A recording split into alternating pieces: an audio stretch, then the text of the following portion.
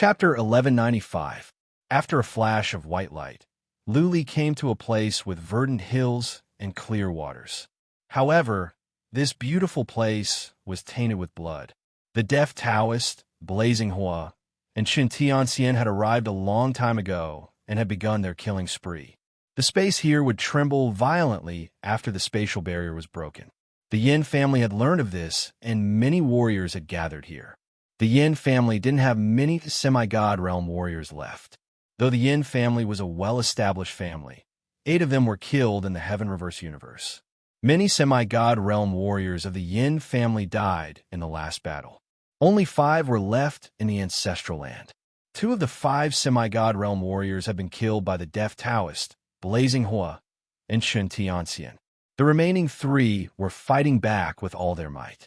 Many Earth, Immortal Realm, and Human Sovereign Realm warriors were attacking crazily as well. Blood Fairy do it. Luli glanced over. He didn't have the urge to take action. The Yin family warriors were like beasts facing a hopeless situation. They never thought about running or surviving. They just wanted to drag some people down with them before they died. Luli, you devil, I will kill you. A semi-god realm warrior showed ferocious expressions when he saw Luli come in. He yelled and charged at Luli with his saber, trying to kill Luli. Devil, a devil? Luli found ironic. He had no quarrel with the Yin family, and he never thought about going against the Yin family. It was the Yin family that coveted his wicked bead and organized warriors from the 9 universes to invade the Heaven Reverse universe. Luli defeated them in the end, but tens of millions of innocent civilians of the Heaven Reverse universe had died. The Yin family had troubled him time and time again. They had harmed innocent civilians of the Heaven Reverse universe time and time again. Now that Luli had defeated them, they called him a devil? This was the funniest joke in the world. Luli didn't even bother to explain. He waved his saber, and a ray of blood-red sword light whooshed on. Before the semi-god realm warrior could react, he was suppressed by heaven and earth, and then cut in half by the blood-red ray of sword light. Boom!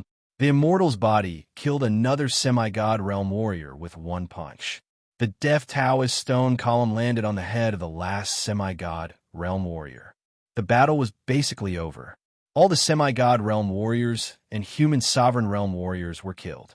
The deaf Taoist and the human sovereign realm warriors were like a flock of sheep. They just stood there and let the deaf Taoist and the human sovereign realm warriors attack them. But they could not be killed. There wasn't much to see in the battle after that, and the slaughter began.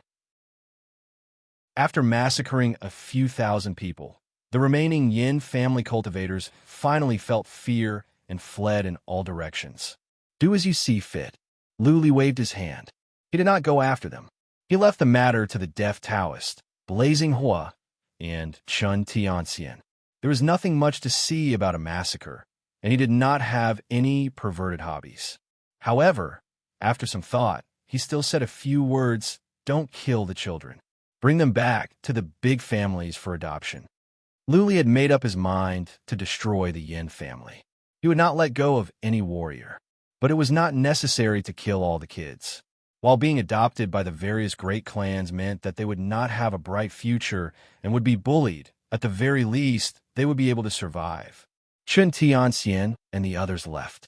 Luli put away the immortal's body. Although the immortal's body was under Blood Fairy's control, she was very sensible and was no different from his spirit beast. So far, he had not noticed anything strange. Luli flew slowly in the small world. The ancestral land of the Yin family was quite nice. The Xianqi in heaven and earth was rich. This place should be large enough to house hundreds of millions of people.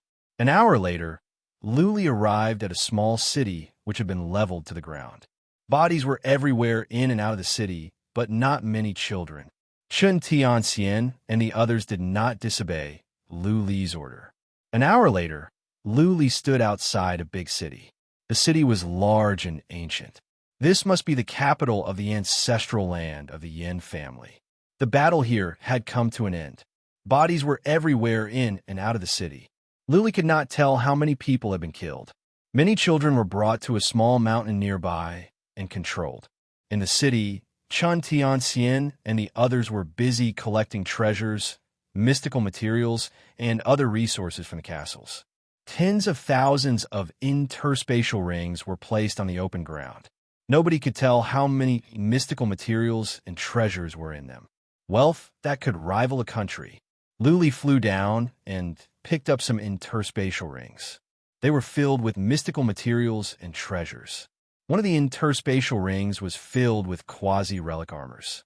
There were at least 100 of them. Luli waved to Chun Tianxian and said, "Do a count. I only want 60%. You, Blazing Hua, and the Deaf Taoist can share the rest." Blazing Hua and Chun Tianxian trembled. They could not believe it. They were all Lu Li's soul slaves. They would not be upset even if Lu Li did not give any to them. Now, not only did Lu Li share the mystical materials with them, he gave them 40%. The Yin family had accumulated wealth for 1,000,000 years. It was a large number. 10% was already a lot, but Lu Li gave them 40%. The Deaf Taoist was a beast from the region of doom, so he did not think much of it. Blazing Hua and Chun Tianxian could use the mystical materials to train more warriors. The Chun family and the Hua family could recover quickly and establish their status in the 9 universes. "Thank you, Lord." Blazing Hua and Chun Tianxian dropped to their knees gratefully. So did the Deaf Taoist. Luli thought about it. Between his eyebrows came out a ray of golden light toward Chun Tianxian's eyebrows. Boom! Chun Tianxian trembled as if he had been struck by lightning. He could not control his excitement. Tears welled up in his eyes. Without saying anything, he kowtowed to Lu Li for 9 times. Lu Li returned Chun Tianxian's soul seed, and Chun Tianxian was set free. Lu Li had said that he would set Chun Tianxian free when the Yin family was destroyed. But Blazing Hua did not expect that the day would come. Lu Li was a man of his words. Blazing Hua was envious, but would not want to be a slave and work for others for the rest of their lives. More importantly, with an incomplete soul, he would feel uncomfortable, as if he would be imprisoned for the rest of his life. More importantly, his soul was incomplete. He would feel uncomfortable, as if he would be imprisoned for the rest of his life. But Blazing Hua was pleased that Lu Li kept his word. He could be a slave of the Lu family for the rest of his life. At the very least, Lu Li would ensure the interests of the Hua family. For the sake of the Hua family, Blazing Hua was willing to suffer. The Deaf Taoist nodded. Lu Li was a man of his word. He would find a way to send Blazing Hua back to the region of doom after he went to the divinity. Blazing Hua was relieved. "That's enough." Lu Li waved his hand. "Chun Tianxian, no discord, no concord. In the future, do help the Lu family. If I can achieve something in the divinity, I will make sure that the Chun family will prosper for generations to come." Chun Tianxian was inspired. He knelt on the ground, raised his hand, and said, "As long as I'm alive, the Chun family will follow the lead of the Lu family forever. If I break this promise, let me fall into hell and never be reincarnated." "Okay." Lu Li nodded with a smile. Chun Tianxian was sensible and sensible. Lu Li was satisfied. As a matter of fact, Lu Li could force Chun Tianxian to become patriarch of law enforcement's or Lu Xingyang's soul slave. Chun family generations would be Lu family's dogs. But Lu Li was a man of principles. Since he had made a promise, he must keep it. Chapter 1196. The Yin family's ancestral land was destroyed. Aside from the women and children, all the other warriors were killed. The Yin family was completely destroyed. Unless Yin Tiangang returned to the 9 realms, the Yin family would never rise again. All the statues and altars of Yin Tiangang in the divine imperial universe were destroyed. The Hua family tried their best to eliminate the influence of the Yin family on the divine imperial universe. If anyone dared to side with the Yin clan or plotted to avenge the Yin clan, their entire clan would be annihilated once they were discovered. Under the pressure, all civilians of the divine imperial universe knew that the era of the Yin family was over and the era of the Hua family had come. Half a month later, the divine imperial city at the center of the divine imperial universe suddenly vanished. The only trace of a Yin family in the divine imperial universe was erased. Many did not know how the divine imperial city disappeared, but they knew it must have something to do with Lu Li. Lu Li and Lu Renhuang, who had taken over the divine imperial city, went to the prison of gold. The deaf Taoist, Blazing Hua, and Chun Tianxian went to the Earth Imperial Universe to help the Lu family stabilize the Earth Imperial Universe. Lu Li asked Chun Jin to bring hundreds of human sovereign realm warriors to reinforce the main force of the Heaven Reverse Universe. He used subsidiary bodies followed them. Patriarch of Law Enforcement and Jiang Qiling were both at the semi-god realm, and Chun Jin had brought hundreds of human sovereign realm warriors with him. Naturally, there wouldn't be any problems along the way. They had arrived at the prison of water and would arrive at the prison of gold in about 20 days. When they learned that Lu Li was welcoming disciples of the Lu family at the entrance to the prison of gold, many families swarmed to Lu Li's side to welcome the Lu family on behalf of the major families. Many families brought all kinds of gifts, and some even sent out all kinds of craftsmen to help the Lu family build a castle and a place to live. Circumstances spoke louder than men. Lu Li was the most powerful warrior in the 9 universes, and this was a universally acknowledged fact. Though the Lu family was not strong, Lu Li alone could defeat all the families in the 9 universes. What was more, the Hua and Chun families had joined the alliance. Lu Li could wipe out a family with a single word. Many families had invaded the 9 universes in the past. Though Lu Li promised to let bygones be bygones, who could tell when Lu Li would be unhappy and seek trouble with them again? Now that the Lu family had moved here, it was the best opportunity. One would not slap a smiling face. Now that he had served the Lu family well and built a good relationship with the Lu family, Lu Li would not be able to turn against him in the future. Many warriors were mobilized to the Earth Imperial Universe. Lu Li had planned to let the Lu family live in the divine imperial city.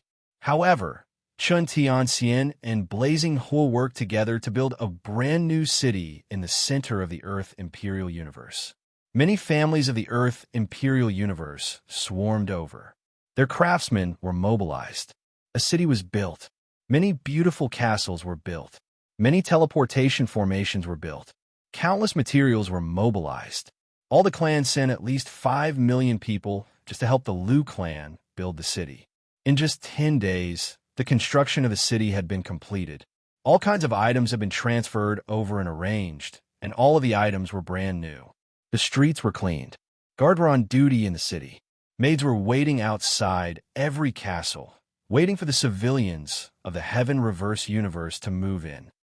20 days later, at the connection point between the water prison and the gold prison, silhouettes appeared one after another. Chun Jin came out first, then Patriarch of Law Enforcement, Lu Zhengyang, and then Jiang Qiling by Qiu Xue and by Xia Shuang. They came out one after another. This time, only one group of warriors came from the Heaven Reverse Universe. The second and third groups would arrive after Lu Li settled down. That being said, the first group had come as well. There were at least 1,000 warriors in total. Thousands of warriors came out, and they were all taken aback by what they saw. In front of them was a dense crowd of powerful warriors. Even the weakest among them was at the human sovereign realm. There were quite a number of Earth Immortal Realm and Semi-God Realm warriors. The warriors stood in an orderly manner, like a disciplined army. Patriarch of Law Enforcement and the others sensed many powerful warriors. They thought powerful warriors were waiting to ambush them. Not only Patriarch of Law Enforcement, but those who came out later were also frightened. Anyone who entered the prison of gold from the prison of water would be frightened out of instinct when they saw tens of thousands of warriors standing there quietly. Many of them were as powerful as dragons and elephants. They would think they were ambushed. However, when they saw a white-haired young man in a cyan robe standing at the front, they were relieved. Bai Qiu Xue, Bai Xia Shuang, and Jiang Qiling burst into tears when they saw Lu Li. Bai Xia Shuang had no time to worry about anything else. She dashed toward Lu Li, crying, "Welcome, Lord of the Lu family. Welcome my 3 wives." Before Bai Xia Shuang could come over, the tens of thousands of warriors behind her had dropped to one knee and shouted. Bai Xia Shuang was too scared to go over. Lu Li smiled. He dashed to Bai Xiaoshuang and hugged her. Good. Patriarch of law enforcement, Lu Zhengyang, and Jiang Tianshun looked at each other. Their eyes were filled with excitement and pride. So many powerful warriors had come to greet them. Among those on their knees, some were at the peak of the semi-god realm. Patriarch of law enforcement and Lu Zhengyang felt proud and exclaimed at the same time. Lu Renhuang walked over and greeted Patriarch of law enforcement, Lu Zhengyang, and the others. They exclaimed again. Even though Lu Renhuang had restrained his energy, even Patriarch of law enforcement could feel the pressure. Lu Renhuang's abilities must be strong. Lu Li came with Bai Xiaoshuang. He hugged Jiang Qiling and Bai Qiuxue and chatted with Patriarch of law enforcement and the others. For a moment, the place was filled with excitement. When a man achieved greatness, so did his friends and family. Many warriors of the 9 universes exclaimed that warriors of the Lu family and the Heaven Reverse universe were too weak. In the 9 universes, the Lu family could only be regarded as a middle-level family. Now, all the family patriarchs of the 9 universes were on their knees. Warriors of the Heaven Reverse universe exclaimed even more. In their eyes, they were filled with excitement. Seeing so many powerful warriors on their knees, they felt they had made the right decision to come to the Earth Imperial Universe. Hiding in the Heaven Reverse universe was like a frog at the bottom of a well. They could be destroyed at any time. Only when they had a firm foothold in the 9 universes could they be considered powerful. After some small talk, Lu Renhuang's interspatial ring glowed. A small black city emerged. He raised his hand high into the sky, and the small city gradually grew larger until it covered the entire sky around it. The divine imperial city. Many people were excited. This was a city that was indestructible and unbreakable. It had protected the Yin family for hundreds of thousands of years. Now, it belonged to the Lu family. Let's go in. There's still a long way to go to the Earth Imperial Universe. You can take the city to the Earth Imperial Universe. Lu Li waved his hand and entered the city with Jiang Qiling, Bai Qiuxue, and Bai Xiaoshuang. The ruins in the city had been cleaned up. Bodies and bloodstains were cleaned up, but the destroyed buildings were not rebuilt. They could be rebuilt in the future. Thousands of warriors of the Heaven Reverse universe flew up and entered the divine imperial city. Managers of the Hua family and the Chun family went in as well. But the other families of the 9 universes were not allowed in. Who dared to enter without Lu Li's permission? Whoosh, the divine imperial city flew away at a moderate speed. It was as fast as the peak of the Earth Immortal Realm. The city with a radius of 30 miles moved away like a mountain. Chapter 1197. The divine imperial city landed on the newly built city of the Earth Imperial Universe. Thousands of warriors of the Heaven Reverse universe flew out from the city and were dumbfounded. A brand new city stood on the ground. This city was at least 10 times larger than the demon-slaying city, covering an area with a radius of 100 miles. Hundreds of millions of people could live in the city, and it would not be crowded. Most importantly, everything in this city was new. The city walls were newly built, and the streets inside were wide and orderly. Huge castles were lined up in a row, and the square itself took up a radius of several miles. Countless teleportation formations shone faintly on it.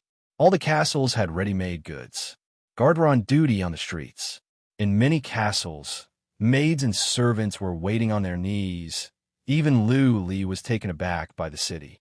Blazing Hua and Chun Tianxian had given him a big gift, which made Lu Li feel proud. Lord, we haven't named the city yet.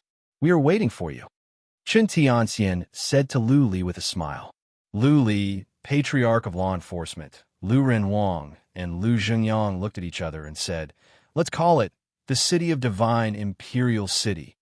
Lu Renhuang and patriarch of law enforcement preferred the City of Mystic Armor. After all, that was where the Lu family started. Building a new city of mystic armor in the Earth Imperial Universe was a sign that the Lu family had reached a higher level as well. Unfortunately, Lu Li was not interested in the city of mystic armor. That city brought him many bad memories. Therefore, he named it the City of Great Land to represent the people of the Great Land standing proudly in the Earth Imperial Universe. The Great Land is great. Grandmaster, the City of Great Land is wonderful. Yes, we are the people of the Great Land. This is the City of Great Land. Young Master Li is warning us not to forget our roots and to always remember our homeland. Grandmaster, you have great foresight. I admire you. Many people chimed in at once. They had their own way of talking. If Luli named it Dog Blood City, a lot of people would agree and say it was a good name. Grandpa, help him settle down. Go to Blazing Hua and Chun Tianxian if you need anything. Luli waved his hand. Lu Jingyang and Jiang Tianshan, patriarch of law enforcement, and the others went to settle down. Lu Li, Jiang Qiling, by Xiaoshuang, and by Qiushu entered the city. Looking at the empty city, Lu Li asked with a frown, Father, can't the city be smaller? Lu Li planned to use the relic city as a place for the Lu family to settle down. Other families were not allowed to live in the city. This would ensure the absolute safety of the divine city. At the very least, there wouldn't be traitors colluding with each other to break into the divine city. Sure, Lu Renwang nodded and said, a city can be as small as 1 mile in radius and as big as 30 miles. Then make it smaller. Lu Li thought about it and said, let's make it one with a radius of 1.5 miles. We will build some castles and manors in there and let all the disciples of the Lu family live there. Don't let the divine city float in midair. There's a huge mountain in the north of the city. Let's just place it on top of the mountain. Don't move it if there's nothing important in the future. All right. Lu Renhuang also thought it was too conspicuous to float in the air. The Lu family's priority was to keep a low profile.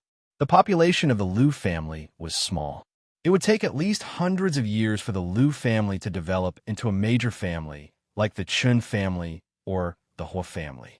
Lu Renwang used psychic power to check. The mountain to the north was a good choice.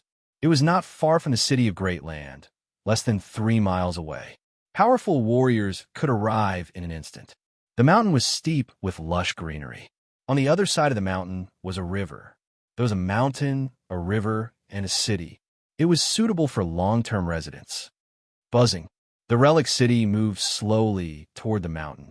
Lu Renhuang flew out, took out a saber, and swung it at the top of the mountain. A long, narrow, and sharp blade whizzed out, and the blade directly flattened the mountain peak. Lu Renhuang made the relic city smaller until it was 1.5 miles in radius, right at the top of the mountain. Of course, many of the flowers and trees nearby had been destroyed, and the river below had also been blocked, turning the originally beautiful scenery into an ugly one. That being said, this was not a problem. Lu Renhuang just had to find some people to repair it. Nice. Lu Li flew out with Jiang Qiling and the others. Bai Xiaoshuang took a look and clapped her hands in delight. This is a nice place. Darling, are we going to live here from now on? Lu Li nodded. Jiang Qiling and Bai Qiushue's eyes dimmed down. This place would be where they would live in the future, but not where Lu Li would live. Soon, Lu Li would leave them and explore the divinity on his own. Lu Li noticed their expressions. He did not say anything. After some thoughts, he said, Father, I will leave this place to you. I will show around with Qiling, Qiushue, and Shuang'er. If there are any problems, go to Blazing Hua, the Deaf Taoist, and Chun Tianxian. I will leave some subsidiary bodies of He-Yu in the Relic City. Send me a message if you need anything. Lu Li had never been a fan of trivial matters. The Earth Imperial Universe was stable. Nobody in the 9 universes dared to provoke him and the Lu family. Therefore, he didn't want to worry about other things. As a matter of fact, the Mage Imperial Universe and the 5 small universes were not in a stable state. Now that the Hua family had left the Hippocampus Universe, the other families would fight for it. The Chun family of the Mage Imperial Universe was gone. Yin Tiangang killed many semi-god realm warriors of that family that once occupied the Mage Imperial Universe. It would be difficult for the Chun family to take over the Mage Imperial Universe. There would be some turbulence. Lu Li didn't want to worry about these things. He even asked Blazing Hua to send a message, He only wanted the Earth Imperial Universe and nothing else. As long as he and the Lu family were not provoked, he would not interfere with the other universes. Those that provoked him would have to bear the consequences. Luli believed that when his words were spread out, the other universes would be stirred up. For the time being, no families would dare to show off. But as time went on, there would be another war. Luli had the ability to conquer the 9 universes and even unify them. But who would guard such a large territory? Who would manage it? A man who was never content would be like a snake trying to swallow an elephant. Greed could kill. If he conquered the 9 universes, he would bring the Lu family into an abyss of eternal doom unless he chose not to ascend to the divinity and guard the 9 universes for thousands of years. How could he not ascend to the divinity? Luli himself was eager to explore the divinity and fight for hegemony there, let alone Luli. Warriors could never stop. They had to pursue the strongest power and aspire to stand at the peak. Without ambition, one could only lead a mediocre life and die an ordinary death. Ever since Luli left the Delong tribe, he had never stopped pursuing power.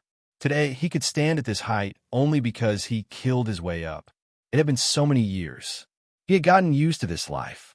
If he were to stop and live in peace for the rest of his life, Luli wondered if he would lose his mind at the thought that he still had thousands of years to live. Let's go. After a while, Luli smiled at the twins. He decided to spend a month or 2 with them, and then go to the prison of wind to cultivate to become an immortal. Last time in the prison of wind, he was triggered in the valley. If he had not been interrupted that time, he would have broken through to the god realm by now if he had continued to cultivate. Chapter 1198. He wandered around the Earth Imperial Universe with Jiang Qiling, by Xiaoshuang, and by Qiuxue for a month. Gradually, the Lu family had gained a foothold in the Earth Imperial Universe. With the help of Blazing Hua, the Deaf Taoist, and Chun Tianxian, nothing could go wrong. Lu Renhuang didn't want to get involved in trivial family affairs. However, he was the most powerful warrior in the Lu family apart from Luli. If Luli didn't manage the family affairs, Lu Renhuang wouldn't be able to control the situation and others would look down on the Lu family. As soon as the Lu family arrived, the other families of the Earth Imperial Universe expressed their willingness to follow Lu family's lead. 2 family patriarchs did not come as soon as possible. The Deaf Taoist went over in person and killed their family patriarchs, which shocked all the families in the Earth Imperial Universe. Even though many families had expressed their willingness to surrender, Lu Renhuang and Patriarch of Law Enforcement did not accept them right away. This was because these families had occupied many blessed lands, and the treasured lands left behind by the Jun family and the Hao family had been divided among the major families. On the surface, the Lu family was in charge of the Earth Imperial Universe. However, over 80% of the blessed lands and resources in the Earth Imperial Universe were occupied by other families. What was the point of the Lu family occupying the Earth Imperial Universe if they could not control most of the resources and lands? What could he do to win over the families and powerful warriors that sided with the Lu family? What could he do to appease the families that came from the Heaven Reverse Universe?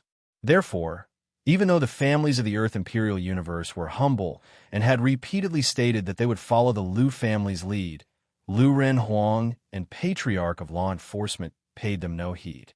The law enforcement elder began to secretly investigate the heavenly paradises and resources that originally belonged to the Jun and Hao families. These are things that the great families had to spit out. If anyone dared to embezzle it, they could only raise their butcher knives and slaughter their way over. The Earth Imperial Universe didn't have many powerful warriors. Only a dozen families had semi-god realm warriors, and they were not particularly strong. Lu Renhuang alone was enough to suppress the entire Earth Imperial Universe. Not to mention that Luli had asked the Deaf Taoist, Blazing Hua, and Chun Tianxian to protect the city of Great Land. After he had a clear understanding of the situation, Lu Renhuang sent out an announcement asking all the families to hand over all the blessed lands of the Jun family and the Hao family that they had secretly occupied. If they did not do so, they would have to face the consequences. As the news spread out, all the families in the Earth Imperial Universe were in an uproar. After the Hao family was wiped out, some blessed lands were occupied by other families. After the Jun family retreated, they naturally couldn't just watch as so many treasured lands were occupied, asking them to spit out the fat meat that they had already eaten. This was even worse than killing them. All the clans had a secret discussion and decided to hand over a small portion of their blessed lands and resources, but they would not hand over the bigger portion. They didn't believe that the Liu clan would dare to start a massacre when they had just arrived and had yet to stabilize their foundation. Offending all the families and forces of the Earth Imperial Universe would put the Liu family in a difficult position in the future. Liu family could not kill all the civilians of the Earth Imperial Universe, could they? Of course, there are also some cowardly clans that immediately handed over the blessed lands and resources that they occupied. They also sincerely pleaded guilty and begged the Liu clan to forgive them. When Lu Li came back with Jiang Qiling by Qiu Xue and by Xia Shuang, the deadline given by the Liu family had just expired. The great clans had only handed over 30% of their blessed lands and resources. There were still many famous blessed lands and resources that they continued to occupy. Deaf Taoist. The Liu family was having a meeting discussing whether or not they should take action. Lu Li didn't ask for the other's opinion. He gave an order to the deaf Taoist. Tell them that I have said it. If they cannot hand over the blessed lands and resources in one day, they will face the consequences. In one day, I will tally up the families that have not done so. Bring someone with you and wipe them all out. Lu Li's words had set the tone for the Liu family's meeting. His method was brutal and cruel. One day's time was a little too short. There was no time for those families to consider or buffer at all. Lu Xingyang and great-grandfather Fi frowned and said with concern, Lu Li, aren't you being too aggressive? You will give the civilians of the Earth Imperial Universe a brutal image. You will not win the hearts of the people. Without the hearts of the people, it will be troublesome for us to gain a firm foothold in the Earth Imperial Universe. Lu Li waved his hand and told the deaf Taoist to carry out his order. Lu Li explained with a smile, Grandpa, we are fighting for interest with the families of the Earth Imperial Universe. We are snatching meat from their mouths. No matter what we do, they will not be happy. Hao family and Jun family are in decline, but the Earth Imperial Universe is stable and impenetrable. It is difficult to win the hearts of the people. It will take decades or even hundreds of years. If so, then let's just disrupt the structure of the Earth Imperial Universe. Reshuffle the cards and turn the Earth Imperial Universe into a blank piece of paper. In the future, you can arrange it however you want. Lu Renwang nodded and said, Father, Lu Li is right. Those families do not listen to us. They pretend to obey, but secretly oppose us. Leaving them alive will only bring trouble. In one day, the deaf Taoist and I will wipe out all the forces that are not convinced. Lu Li thought about it and added, let Chen Tianxian and Blazing He go as well. Either they don't move, or they move as fast as they can and wipe out the families of the Earth Imperial Universe. Lu Li's words were spread out. Many families of the Earth Imperial Universe were in a state of panic. After all, this was Lu Li's message. It was almost an ultimatum. If they still did not know what was good for them, they might be wiped out. However, Lu Li did not give them enough time.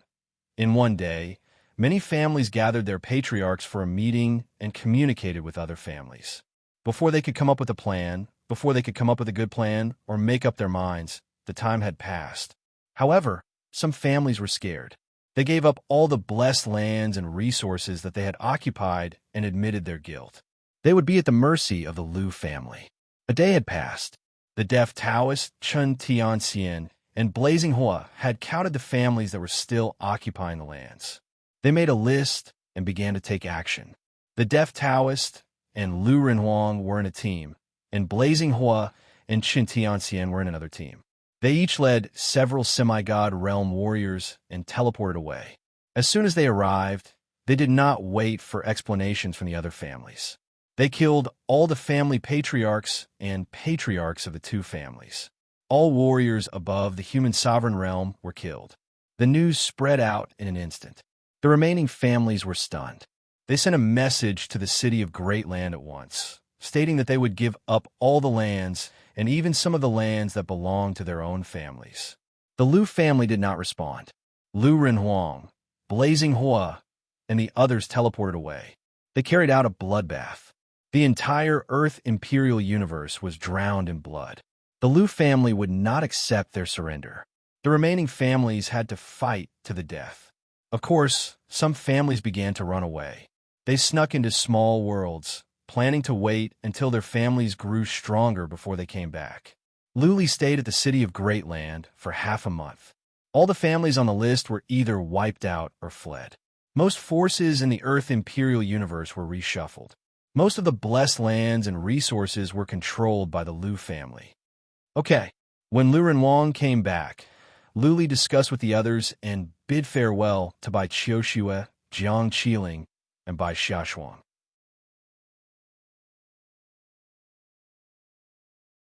Chapter 1199. Inside the Prison of Wind, Lu Li stood here again. Last time he was inspired here. He closed his eyes and did not control his body. He let the wind blow him around in midair. The wind here was so strong that Lu Li was lifted up into the air along with the sand. Gradually, he became one with the sand and became a grain of sand. Bang! Lu Li was blown out of the valley and smashed into the wilderness. He was covered in sand, including his robe and hair. He had become a sandman. Whoosh! He flew up and went to the other side of the valley. Then, he became a grain of sand and was blown from one end of the valley to the other. Eventually, he fell into the wilderness. Once, twice, 10 times, 50 times. For the 67th time, Lu Li didn't fly away. Instead, he sat on the ground with his legs crossed. The obscure feeling in his mind was becoming clearer. He had found an opportunity to integrate them. The sand can be integrated because of the wind. Under the high speed of the wind, the sand is crushed and then integrated. This is like the situation in the Earth Imperial Universe. Without destruction, there can be no construction. Only by disrupting and reorganizing the stable situation can the sand be integrated. Luli grabbed a ball of sand in his hand. He squeezed it and it turned into powder. This ball of sand was made up of many grains of sand. Under the high speed, the sand was crushed into powder by the strong wind and then merged into a huge ball of sand. At this moment, Luli had a clear direction. The reason why he could not integrate the 12 profound meanings was that he had learned all the 12 profound meanings and they had taken shape. The 12 profound meanings were like the families in the Earth Imperial Universe. To completely control the situation in the Earth Imperial Universe, the best way was to change the pattern of destruction of the families and reshuffle the cards. The 12 profound meanings were like 12 hemp ropes of different lengths and thicknesses. To twist them together, the 12 ropes must be separated first. Only in this way could it be rewoven into a thick and complete giant rope. The force of wind is the source of everything, the foundation of wind-related profound meaning. Emperor of Heaven Reverse said that to learn the origin fundamental meaning, the most important thing is origin and truth.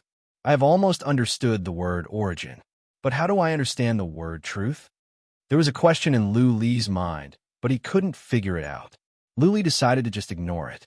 First, he had to break down the 12 profound meanings and fuse them together.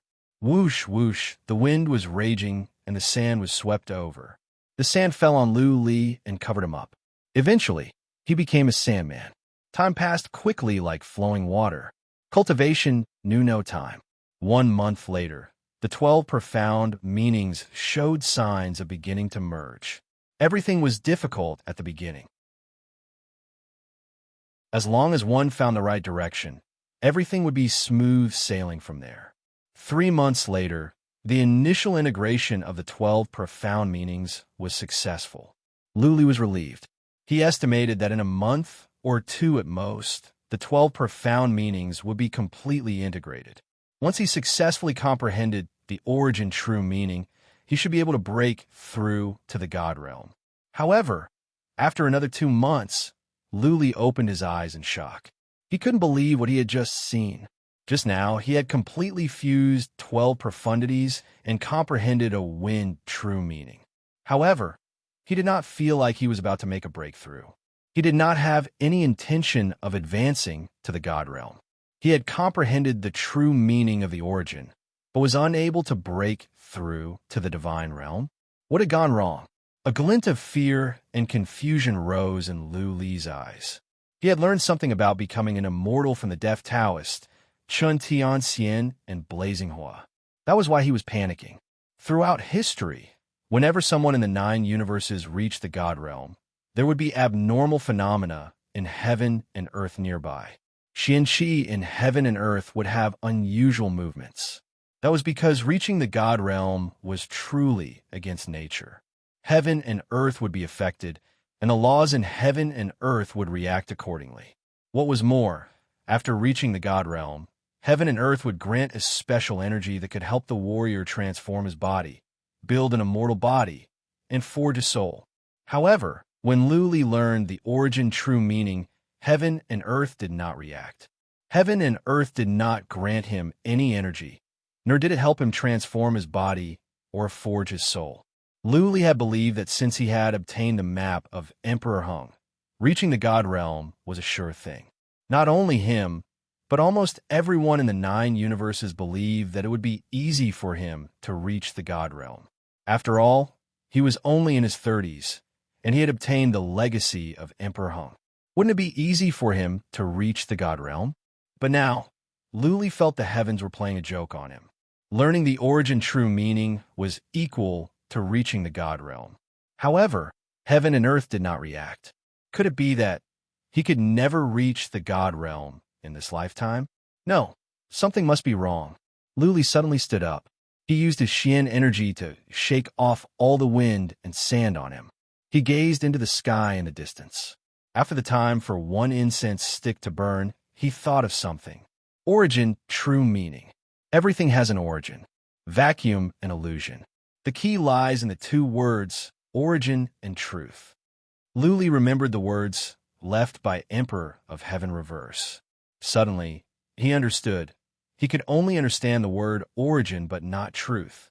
This might be the problem. Vacuum, an illusion. Truth and falsehood are hard to tell. Falsehood is boundless, Luli murmured. Was it an illusion that he had learned the origin true meaning? Was it because he had not learned it completely?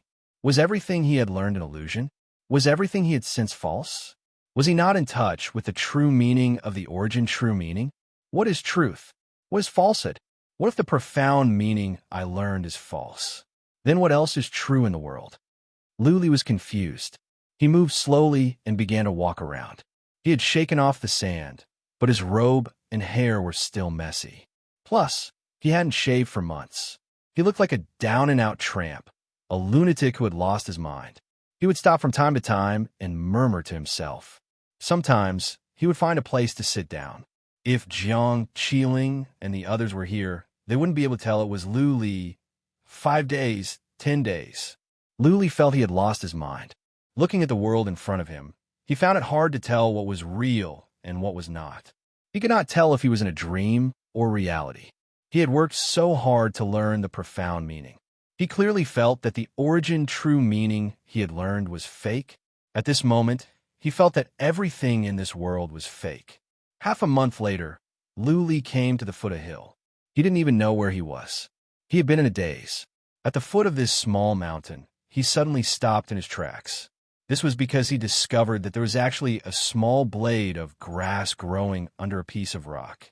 In the prison of wind, deserts were everywhere. There were hardly any plants. But here there was a grass. Moreover, this green grass actually withstood the pressure of the stone and grew little by little. He looked at the grass for a moment, and then looked at the Gobi Desert and the desert in the distance. The world was desolate and bleak.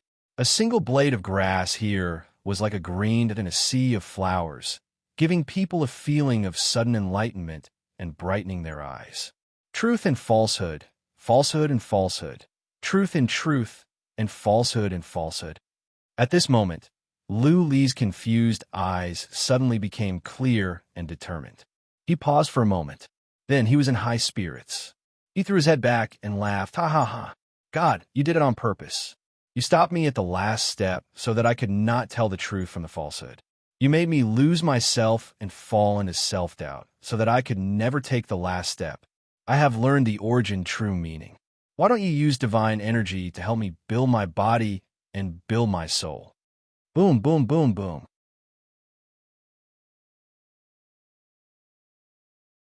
Chapter 1200. This was the last test given to those who were trying to become immortals. It was a psychological test. Without a firm mind and strong willpower, natural laws would not approve of a warrior. If a warrior could not tell the truth from the falsehood and did not have the determination to rise to the challenge, he would die easily even if he became an immortal. Origin and truth were the key. If Lu Li could not understand the two, he would not be able to reach the immortal realm. Now, everything was falling into place. Boom, boom, boom, boom. Up in the sky, thunder roared. Xianxi in heaven and earth in the prison of wind gathered here. Thunderbolts were glaring in the sky, but they did not come down at once. Lu Li looked up with pride. He saw thunderbolts of 5 different colors in the sky. All of a sudden, he understood that the thunderbolts must have come from the prison of thunder. The thunderbolts were not there to help him get through the trial, but to help him solidify his immortal body. His body had been refined by thunderbolts. After he solidified his immortal body, it would be a piece of cake for him to go through the prison of thunder. He might be immune to thunderbolts now. Swish, swish, Xianxi in heaven and earth gathered in the sky above his head, growing thicker and thicker. Average warriors would be frightened. If there was an explosion of so much Xianxi in heaven and earth, the space nearby would be torn apart, and all living beings would be torn apart. Lu Li remained calm. He stood where he was, waiting for his body and soul to transform and for him to take the final step. Boom! Finally, the thunderbolts in the sky moved. First, a silver thunderbolt came down directly at Lu Li. Lu Li did not dodge. He did not even release the relic armor or the dragon armor. He just stood where he was and let the thunderbolt strike. Just as I thought, when the thunderbolt entered Lu Li's body, he noticed something different. This thunderbolt was different from regular thunderbolts. There was a special kind of energy contained in it. As the energy entered his body, he could see that his body was growing stronger. His soul was solidified as well, and it was transforming slowly. Boom! Another thunderbolt came down. Lu Li closed his eyes and looked inside his body, waiting for his body to grow and for his soul to solidify. When the wind prison suddenly changed, the entire primal chaos purgatory had a violent space fluctuation. The Blood Emperor and the Star Emperor, who were in the stone forest in the Soul Prison, were alerted immediately. The two of them were playing chess in the wooden hut. Star Emperor had just picked up a chess piece, but he didn't put it down. He smiled and said, "Blood Emperor, I won again this time." The Blood Emperor looked up into the sky in astonishment. He then said with envy, "Comparisons are odious. I've lived for 2,000 years and worked hard for 2,000 years. Yet, I can't compare to him who has cultivated for tens of years." He, Astro Emperor, smiled an enigmatic smile and said, "Everything is predestined." Lu Li was destined to lead an ordinary life. But the arrival of Lu Ling and that silver dragon changed his life. Without that silver dragon, he wouldn't have been able to obtain Emperor Heng's inheritance, and he wouldn't have been able to reach where he is today. Everything is fate. The Blood Emperor sighed, his eyes filled with desolation. He looked up at the spatial zone in the sky and said, "I have worked very hard in my life and have had many opportunities. It's a pity that I am fated to not be able to take the final step. I will not be able to go to the vast and boundless divine world." Astro Emperor put down a chess piece and said with a mysterious smile, "As a matter of fact, it's not certain." "Really?" The Blood Emperor's eyes became sharp. He was excited and his breaths were short. He looked at Astro Emperor nervously and said, "Astro Emperor, do you mean?" Could it be that my fate can be reversed? Maybe. Astro Emperor stroked his beard and said, Lu Ling's arrival has changed many lives. Maybe she will change yours as well. This is a secret that I cannot tell you. You will know in the future. Phew. Blood Emperor took a deep breath and exhaled. He had calmed down, but the excitement in his eyes was still evident. Astro Emperor would never say something he was not sure about. So, he still had a chance? In addition to the Blood Emperor and Astro Emperor, many warriors hiding in the prison of ice, wind, prison of darkness, and prison of soul were alarmed as well. The space was shaking, and the xianxi in heaven and earth was fluctuating. It was impossible for them not to be alarmed. Many people were slightly stunned and confused at first, but then envy and jealousy appeared on their faces. Many of them were stuck at the last step. They had been cultivating for hundreds or even thousands of years. They had dreamed about taking the last step many times, but could not. After so many years, someone had finally become an immortal. For many, this was both an inspiration and a blow. All kinds of feelings welled up in their hearts. The warriors cultivating in the prison of wind flew toward Luli at once. They wanted to witness the grand occasion of becoming an immortal and take the opportunity to observe. Maybe it could inspire their own cultivation. The 9 universes were shaken as well. The nearby universes were trembling. At first, many warriors were confused, but soon they understood. It is done. The Deaf Taoist was Lu Li's spiritual beast. He sensed it at once and sent the news to Lu Renhuang, Lu Jingyang, and Patriarch of Law Enforcement. The Deaf Taoist was overjoyed. Lu Li had made the breakthrough, which meant that he could go to the divinity. The Deaf Taoist had not fully recovered, and the 9 universes did not have the mystical materials he needed. Therefore, if he were to go to the prison of thunder, he would die for sure. Now that Lu Li had made the breakthrough, and the Deaf Taoist was Lu Li's spiritual beast, the Deaf Taoist could go to the divinity and find a way back to the region of doom. In this way, the Deaf Taoist could die in peace. What is it? Lu Renhuang and the others were having a meeting to discuss the Earth Imperial Universe. The Deaf Taoist came in and said something out of the blue.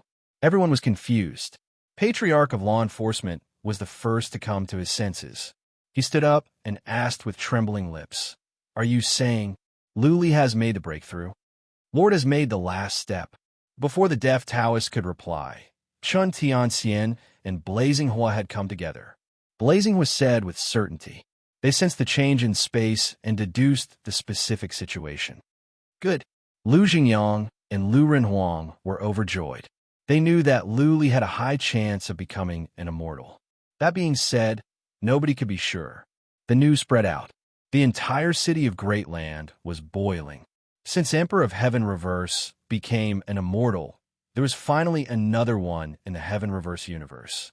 What was more, Lu Li became an immortal earlier than Emperor of Heaven Reverse, 30 years earlier. The Lu family was overjoyed. Of course, some were worried as well. Lu Li becoming an immortal meant that he was leaving. The Lu family had just taken over the Earth Imperial Universe and had yet to gain a firm foothold. Inevitably, Lu Li's departure would cause panic. At the north of the city of Great Land, in a beautiful manor that was newly built, Jiang Qiling, by Qiushua, and by Xiaoshuang were speechless. Lu Li becoming an immortal meant that they would be separated from their husband. Throughout history, none of the immortals that went to the divinity ever came back. The only one that did, Emperor Hung, passed away not long after.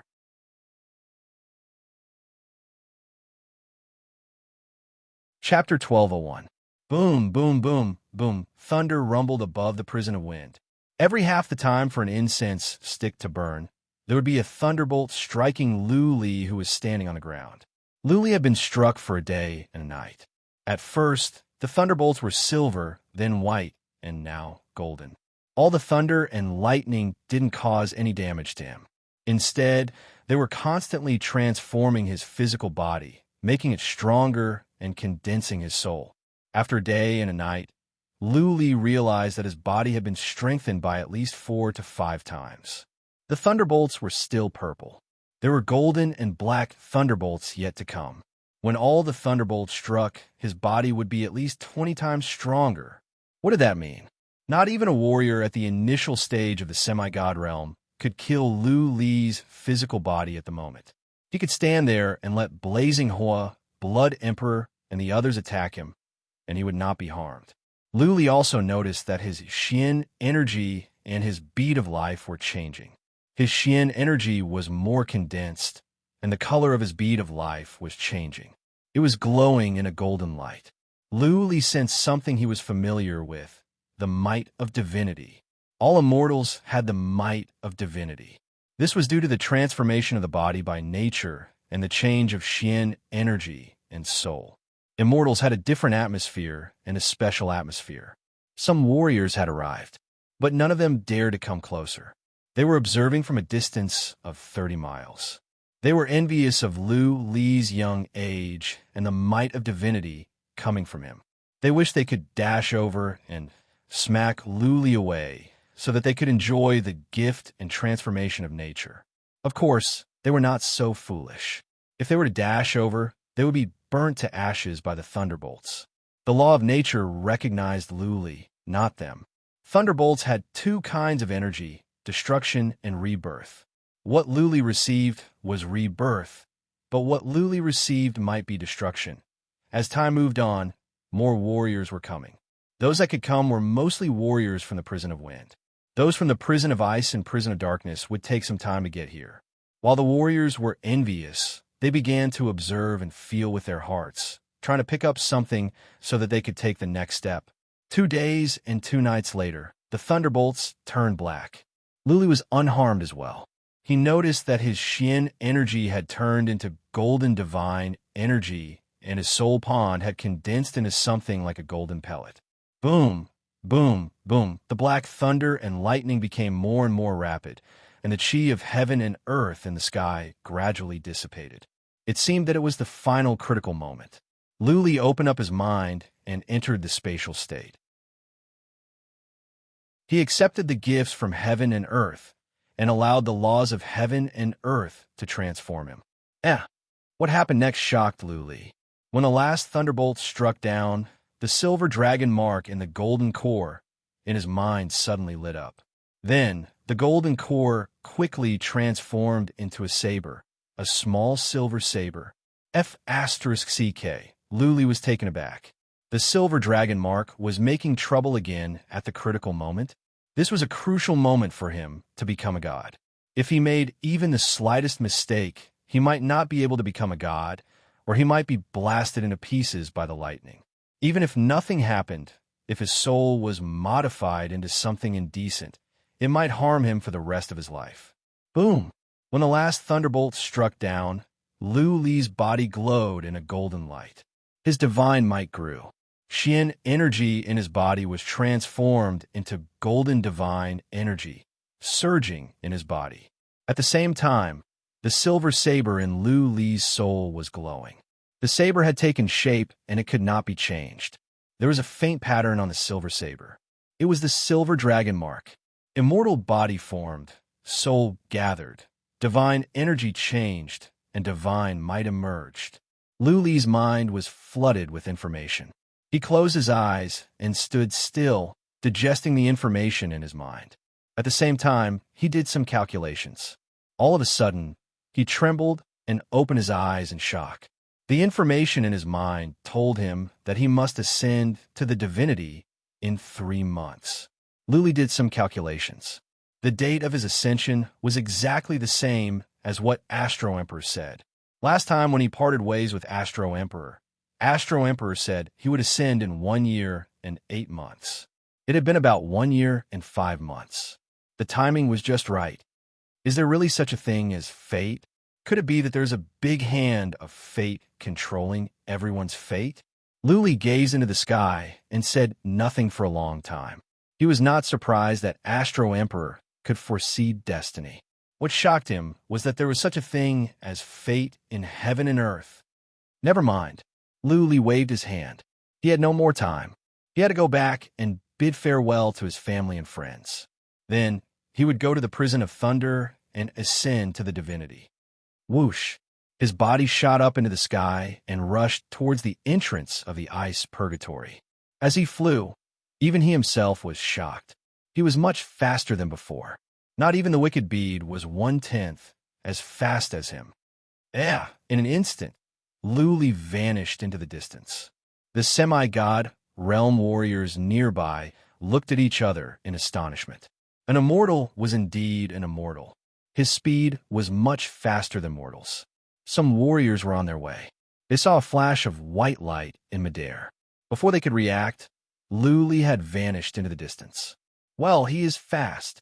Arriving at the prison of ice, Luli nodded to himself. At this speed, it would only take him a few days to go to the Earth Imperial Universe and a month to go to the Prison of Thunder. He had 2 months to reunite with his family and friends. He could settle everything. Well, let me test my abilities. Luli turned to a huge iceberg in the distance. He took out his relic weapon and released the Slayer's move. Swish! A ray of blood-red sword light appeared. It was 2 miles long. As soon as it appeared, the space nearby was torn apart. Wherever the ray of sword light passed by, a huge crack appeared in the space. The space within a radius of 3,000 miles was shaking violently. Well, 3 warriors happened to be on their way. They wanted to go to the prison of wind to have a look. They were stunned by the blood-red ray of sword light. Boom! The ray of sword light landed on a huge iceberg in the distance. The iceberg was split open from the middle. The iceberg was 2 miles high and had a radius of more than 300 miles. A huge valley emerged in the middle. The sides of the valley were smooth as mirrors, as if it were natural. The might of an immortal is horrifying. The 3 warriors trembled in fear. They dropped to one knee and did not dare to look at Luli, who was in midair, afraid that they would disrespect the immortal. Not bad. Let's go. Luli nodded. He did not look at the 3 warriors. He flew into the distance and vanished into the horizon in an instant. It's good that I have become an immortal.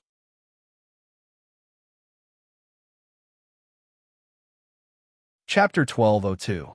It only took Luli 7 days to return to the Earth Imperial Universe. Like a hero returning in triumph, he was welcomed by many. In addition to those from the Heaven Reverse Universe, warriors from the 9 universes and the surviving families of the Earth Imperial Universe were here as well. Standing with an immortal at such a close distance was a chance for them to be blessed with divinity. Many young people were waiting outside the city of Greatland. To be able to see an immortal was something to boast about in the future. There were immortals in the 9 universes. Even smaller universes nearby, such as the Waters region, had produced immortals. But Luli was the youngest one. It was unprecedented, if not unprecedented. What was more, Luli had done something that no one had ever done before. He had conquered the Relic City before he became an immortal. Many people thought highly of Luli. Many people were certain that Luli would achieve more than Yin Tiangang and that he would come back with glory. Of course, others snorted. They believed that Luli would be killed as soon as he went to the divinity because he had offended Yin Tiangang. Yin Tiangang was a mighty warrior in the divinity, a patriarch of the Black Dragon Mansion, one of the top 10 forces at Southern Divinity. As far as many people were concerned, patriarchs were the leaders of different forces. Patriarchs of families in the 9 universes were all leaders. The Black Dragon Mansion was one of the top 10 forces at Southern Divinity. How could Luli escape from Yin Tiangang? It was like a warrior from the Waters region coming to the Earth Imperial Universe. This warrior had offended a patriarch of one of the top 10 forces at Southern Earth Imperial Universe. Could this warrior live in peace in the Earth Imperial Universe? As a matter of fact, those people did not know that Luli had not only offended one immortal, but also God of Barbarian, God of Sorcerer, and God of Wings. In particular, Luli hated God of Wings. If God of Wings knew that Luli had gone to the divinity, she would try everything to hunt him down. Luli didn't think too much about it. He accepted the congratulations and attended the banquet with everyone who came to congratulate him. The Lu family had prepared hundreds of tables. Every family patriarch had a seat. Luli was approachable. Maybe at this stage, he was no longer on the same level as the others. There was only to put on airs. Just by sitting there, he was enough for everyone to look up to him. Seeing Lu Li talking to the family patriarchs of the 9 universes with a smile, Lu Renhuang exclaimed to himself that Lu Li knew how to conduct himself. Lu Li was about to ascend to the immortal realm. If he were to make enemies with the other families, it would bring endless troubles to the Lu family. And with him being so gentle, the various family heads would be flattered, and their jealousy and hatred towards the Lu clan would lessen a little. This would be beneficial to the development of the Lu clan in the future. Making enemies with the entire world sounded awesome, but in fact it was very easy to destroy them. Many ants could bite an elephant to death. If the Lu clan made enemies everywhere, it would be hard for them to escape the fate of destruction. Lu Li would not propose a toast, but he would take a sip from anyone that came. Many warriors were thrilled. Drinking with a deity was something that he could brag about for the rest of his life. They drank from noon to the evening. Lu Li had built a good relationship with the Lu family. At the end of the banquet, Lu Li disconnected the spiritual connection between the relic armor and weapon and handed them to Lu Renhuang in front of everyone. Lu Renhuang was stunned. Lu Li explained with a smile. His physical body was no weaker than when he was wearing the relic armor. He had no use for this divine weapon and divine armor, so he gave it to the Lu clan to use as a clan protection treasure. Many people were envious, and they admired Lu Li's cleverness. By giving the relic armor and weapon to Lu Renhuang in front of everyone, Lu Li was telling the other families of the 9 universes that they should not have any ideas about the Lu family. Otherwise, Lu Renhuang could destroy any family with the relic armor and the divinity. How could the Yin family remain at the peak of the 9 universes? It was because they had the city and the relic armor and weapon. The city could ensure the Yin family's survival, and the relic armor and weapon were weapons of attack. Any warrior at the peak of the semi-god realm could dominate the 9 universes with the relic armor and kill most powerful warriors with the relic weapon. That was the absolute deterrent.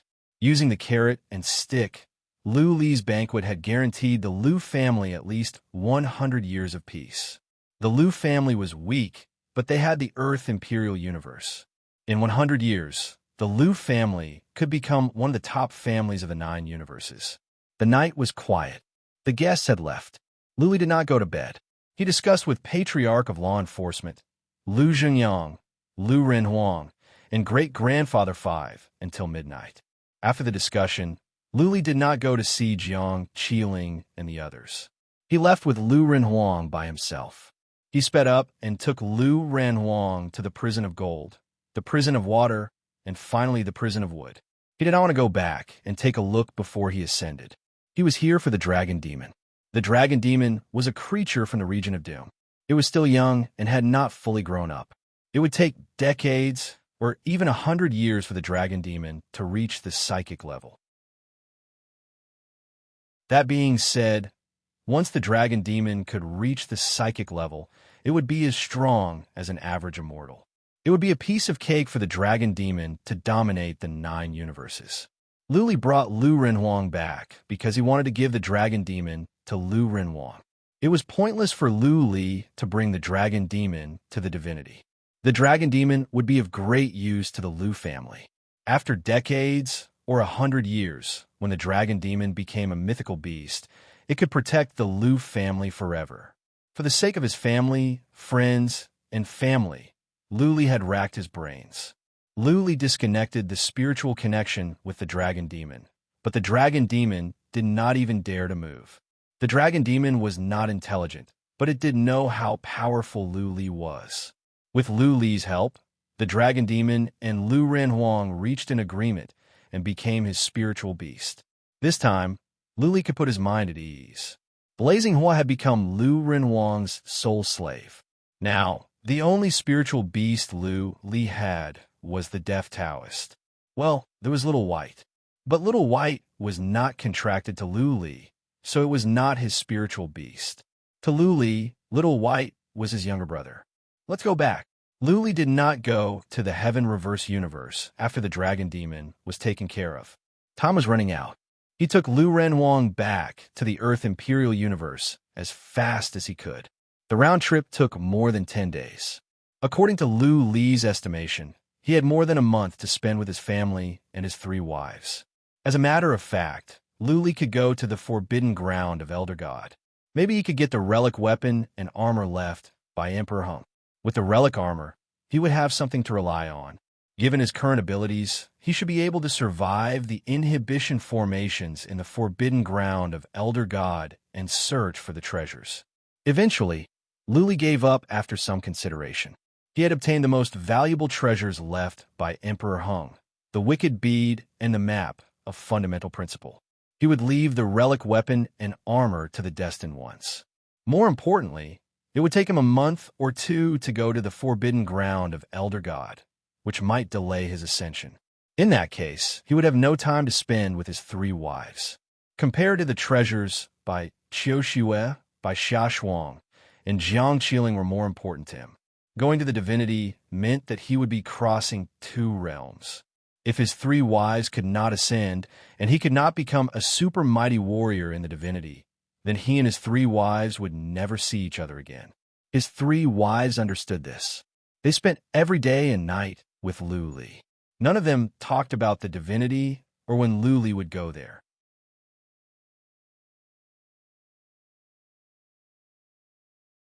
Chapter 1203. A month flashed by. It was time for Lu Li to leave. After all, he had to go across the prison of gold, prison of ice, prison of wind, prison of darkness, prison of soul, and prison of thunder.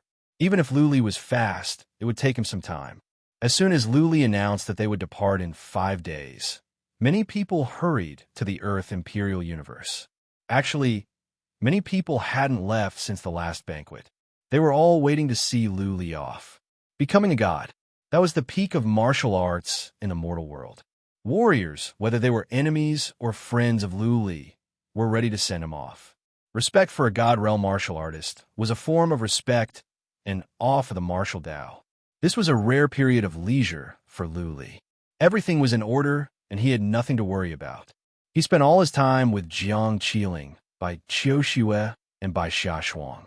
When he had nothing to do, he would hang out with Yi Luo, Mingyu, and Lu Lin. 5 days later, Lu Li hugged his 3 wives and kissed them on their foreheads.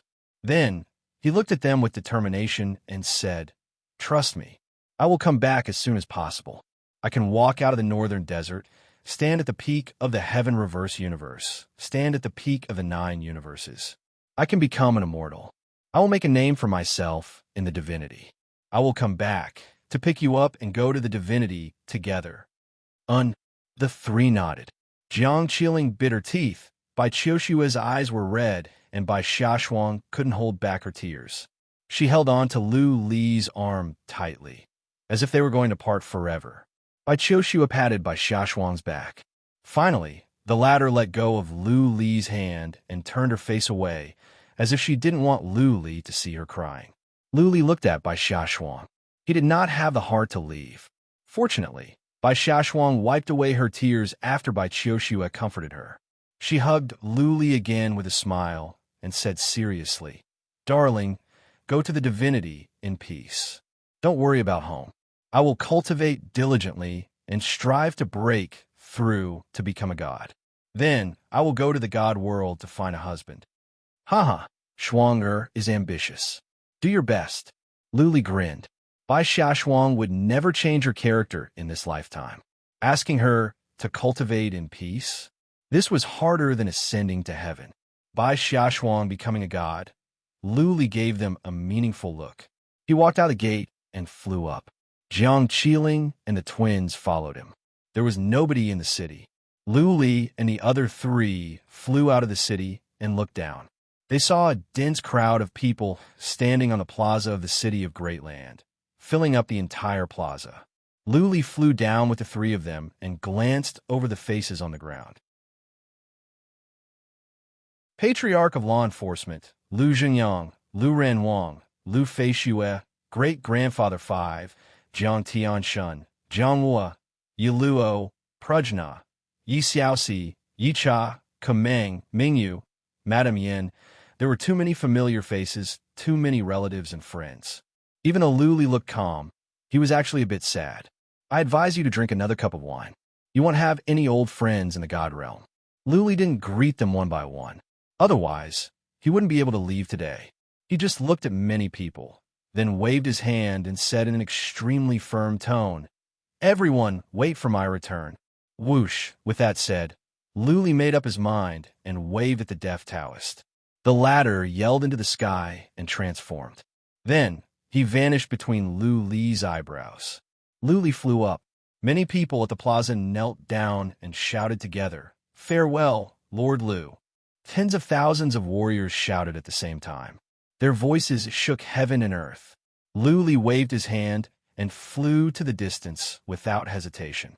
He was not fast. Dressed in green robes, with a head of white hair and a sword-like back, he gradually disappeared into the horizon under everyone's gaze. Jiang Qiling and Bai Qiuxue, who had not shed a single tear, burst into tears. Bai Xiaoshuang cried her heart out. Patriarch of law enforcement, Lu Xingyang and great-grandfather 5 shed tears. Mingyu, Kumeng, Yi Cha, and the others were upset. Lu Lin, Lu Hongyu, and Yi Luo clenched their fists. Yi Xiaoxi's beautiful face turned pale, and she was a little lost. Prajna, however, didn't cry. She just murmured softly, "Brother Lu, you promise me that as long as I can go to the divine realm, you will accept me. Brother Lu, wait for me. I will go to the divine realm. I will." Many warriors of the 9 universes were relieved.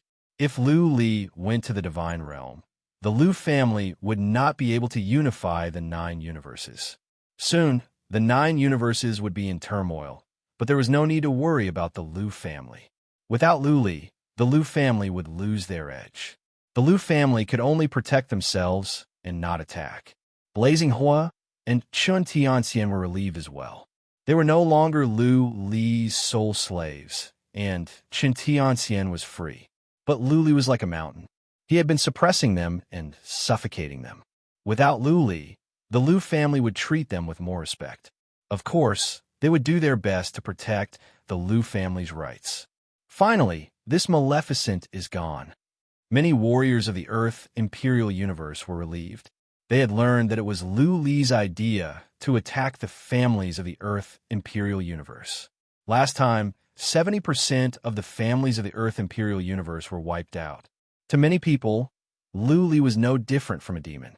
Now that the demon was gone, they didn't have to worry about someone coming at them at any time.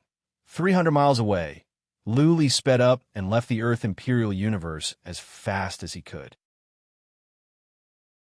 It was not that he was in a hurry. He was afraid that he would be soft-hearted and reluctant to leave. Lu Li had made up his mind after he entered the prison of gold.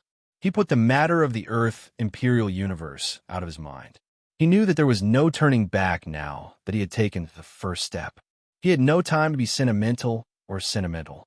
Once he went to the divinity, he would enter a whole new battlefield. He would face greater challenges. If he did not try his best, he might be killed by Yin Tiangang as soon as he arrived at the divinity. He killed Yin Zhen, took the relic armor and weapon, conquered the relic city, and wiped out the Yin family. Yin Tiangang hated his guts. Yin Tiangang might send someone to the place where Lu Li ascended to. Lu Li would be hunted down in the divinity. Let's go. Lu Li knew nothing about the divinity. It was pointless to think about it now. He would adapt to the situation when he arrived at the divinity. He flew to the prison of ice at full speed and then to the prison of darkness. Finally, he crossed the prison of soul.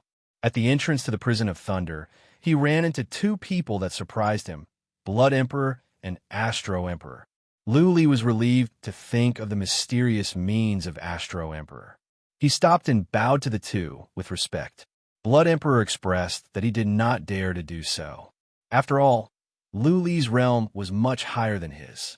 Seeing Lu Li's gentle smile, Blood Emperor took Lu Li's hands and said with mixed feelings, "Lu Li, we are not destined to be master and apprentice, but it is my honor to know you. Don't worry and go to the divinity. As long as I am in the 9 universes, I will protect the Lu family for you." "Thank you, Blood Emperor." Lu Li did not say much. He just nodded gratefully. Blood Emperor was strong, and had high prestige. With his words, the Lu family would be safe. Astro Emperor accepted Lu Li's bow calmly. Stroking his goatee, Astro Emperor said, "Lu Li, there's a vaster world waiting for you to soar in. Relax and fight. Do not worry.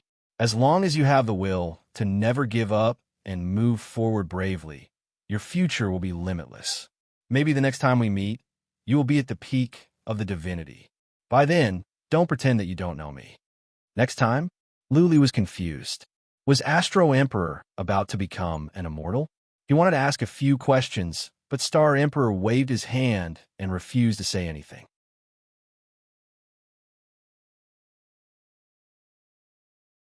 Chapter 1204. The Prison of Thunder was still the same as before. As soon as Luli stepped in, he could feel a sense of destruction. Anyone in the Prison of Thunder would feel the pressure and the threat of death. Of course, Luli felt completely different this time. He didn't feel any pressure. The moment he became an immortal, he endured all kinds of thunderbolts. He was confident that he could survive the ocean of thunder and ascend to the divinity. He did not fly toward the ocean of thunder. Instead, he used psychic power to check. Only now could his psychic power be regarded as real psychic power. His psychic power spread out quietly like the night wind. It covered an area with a radius of 3,000 miles, and there seemed to be no end. He did not find Little White after a while. There was no trace of Little White in an area with a radius of tens of thousands of miles. Luli frowned and flew toward the ocean of thunder. Boom! A white thunderbolt came down from the sky. Luli did not dodge and let the thunderbolt strike him. If he could not stand the white thunderbolt, he could forget about ascending to the divinity. He was right. When the white thunderbolt entered his body, nothing happened to him. It was as if he had just been blown by a gentle breeze. Now that he was confident, he continued to fly forward at a faster speed. After flying for an hour, Luli had arrived at the edge of the ocean of thunder. Finally, he found Little White. Luli was taken aback by what he saw. Because Little White was wandering in the center of the sea of lightning. It was enduring the bombardment of the golden lightning, and it could even withstand the bombardment of the golden lightning. How strong was the golden thunderbolt? Luli did not know the details, but he did know that an average warrior at the peak of the semi-god realm would not be able to stand it. How could Little White improve so fast in a year and a half? Or was Little White born with the attribute of being resistant to thunder? Or was it not harmful to Little White? Either way, Luli was happy to see Little White's improvement. Little White grew up with him and was highly intelligent. To Luli, Little White was no different from a younger brother. That being said, clearly, Little White was not strong enough to go to the core area. At the moment, Luli could see that the towering mountain was surrounded by black thunderbolts. Little White could not make it. Since Little White was not his spiritual beast, Luli could not put it between his eyebrows and take it to the divinity. "Little White," Luli shouted. In the distance, Little White, which was moving through the sea of thunderbolts, suddenly turned around. Its eyes were filled with joy when it saw Luli. Little White dashed over like a sharp sword. Bam bam! Luli jumped onto Little White's shoulder. Little White screamed in excitement and rubbed its head against Luli's face. Its eyes were filled with pride as if it was waiting for Luli's praise. "Not bad, Little White. You've improved a lot." Luli patted Little White's head. Little White's white fur was ruined, revealing its bald head. It didn't look as pretty as before. Of course, Luli didn't mind. He even kissed Little White. "Little White, continue to work hard and try to pass through the black lightning sea as soon as possible." Luli continued after a pause. "When you go through the sea of black thunderbolts and reach the towering mountain, you can go to the divinity with me." "Huh?" Little White looked at Luli in confusion, a bit surprised. Then it stretched out its little paw and pointed at the sky-piercing mountain, then pointed at itself, a hint of unswerving determination in its eyes. "You want to go to the divinity with me?" Luli was surprised. Then he shook his head. "No, Little White, you're not strong enough. You cannot go through. If you're not strong enough, natural laws will not allow you to go to the divinity. You will be blasted to death. Squeak, squeak. Little White grabbed Luli's paws and kept screaming. It was determined that it must go to the divinity with Luli, even at the cost of its life. How about this? Luli thought about it and said, I will put you in the wicked bead. If you are not expelled by natural laws, I will take you to the divinity. If you're expelled, you'll have to stay here and cultivate. Natural laws must have restrictions, or else immortals would have taken humans to the divinity. Little White did not know how to become a spiritual beast. Luli's only option was to put Little White in the wicked bead. The wicked bead was a supreme relic. It might be able to protect Little White and let it sneak into the divinity. Squeak, squeak. Little White made some noises to express its agreement. Luli took out the wicked bead and put Little White in. After a pause, Luli flew toward the ocean of thunderbolts. He was not afraid that he would be struck to death, but that something might happen to Little White. In the ocean of thunderbolts were roaming about. Luli was enveloped by thunderbolts as soon as he went in. Countless thunderbolts whooshed toward him, trying to tear him apart like a stampede of beasts. Luli did not use the burning blood skill or the dragon armor. He relied on his physical strength. He had an immortal body. The thunderbolts in the mortal world could not hurt him. He flew slowly. No matter how many thunderbolts came, Luli did not waste any time. The thunderbolts were like waves. Nothing could make him step back. Luli slowed down. Soon, he arrived at the center of the ocean of thunderbolts. The thunderbolts here had turned golden. Luli pulled a long face. It was not that he was afraid of thunderbolts, but he felt the space was shaking violently. Every time a thunderbolt came, the space would tremble violently. What worried Luli the most had happened. When he entered the area covered by the black thunderbolts, he felt the space was shaking even more violently. When a black thunderbolt whooshed by and hit him, the wicked bead in his hand suddenly glowed. Then, Little White appeared out of nowhere and was enveloped by the thunderbolts. Oh no! Seeing smoke rising from Little White, Luli grabbed Little White and flung it behind him. Luli had taken the brunt of that black thunderbolt. Just a part of it was enough to injure Little White. If Little White were to take on more thunderbolts in a row, it would be struck to death. Little White was smashed away. Even though it was being struck by the golden thunderbolts, it could still stand it. Its eyes were filled with anxiety. It kept yelling at Luli and was about to fly over to Luli. Stop! Luli shouted angrily. Little White, you promised me that if you were to be banished by the laws of nature, you would stay here. If you don't listen to me, I will never talk to you again. Luli had lost his temper. Little White was frightened. Luli rarely lost his temper to Little White.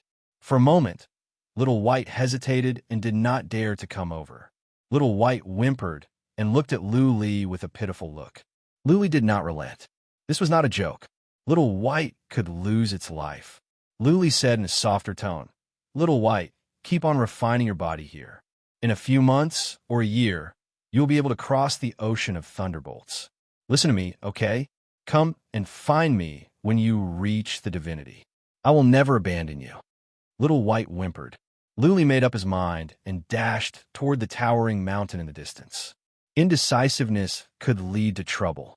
He was not in the mood to worry too much. He had to face greater challenges in the divinity. Stepping onto the towering mountain, Luli didn't feel any pressure. He could go up with ease. He didn't stop and rushed up. When he was about to take the last step, he looked back. And what he saw scared him so much that his legs almost gave way and he fell down. That was because he saw Little White transform into a white light and charge towards him. In an instant, it crossed the sea of lightning and rushed to the foot of the sky-piercing mountain. However, black smoke was rising from Little White's small body. It was as if Little White had turned into a piece of charcoal. Little White rolled on the towering mountain, motionless. Little White's life was uncertain. P.S. I will have a meeting in Nanjing and will write 2 chapters a day. I will be back to normal on the 14th. I will keep updating when I have time. I know I owe you a lot. I have no choice but to make up for it slowly.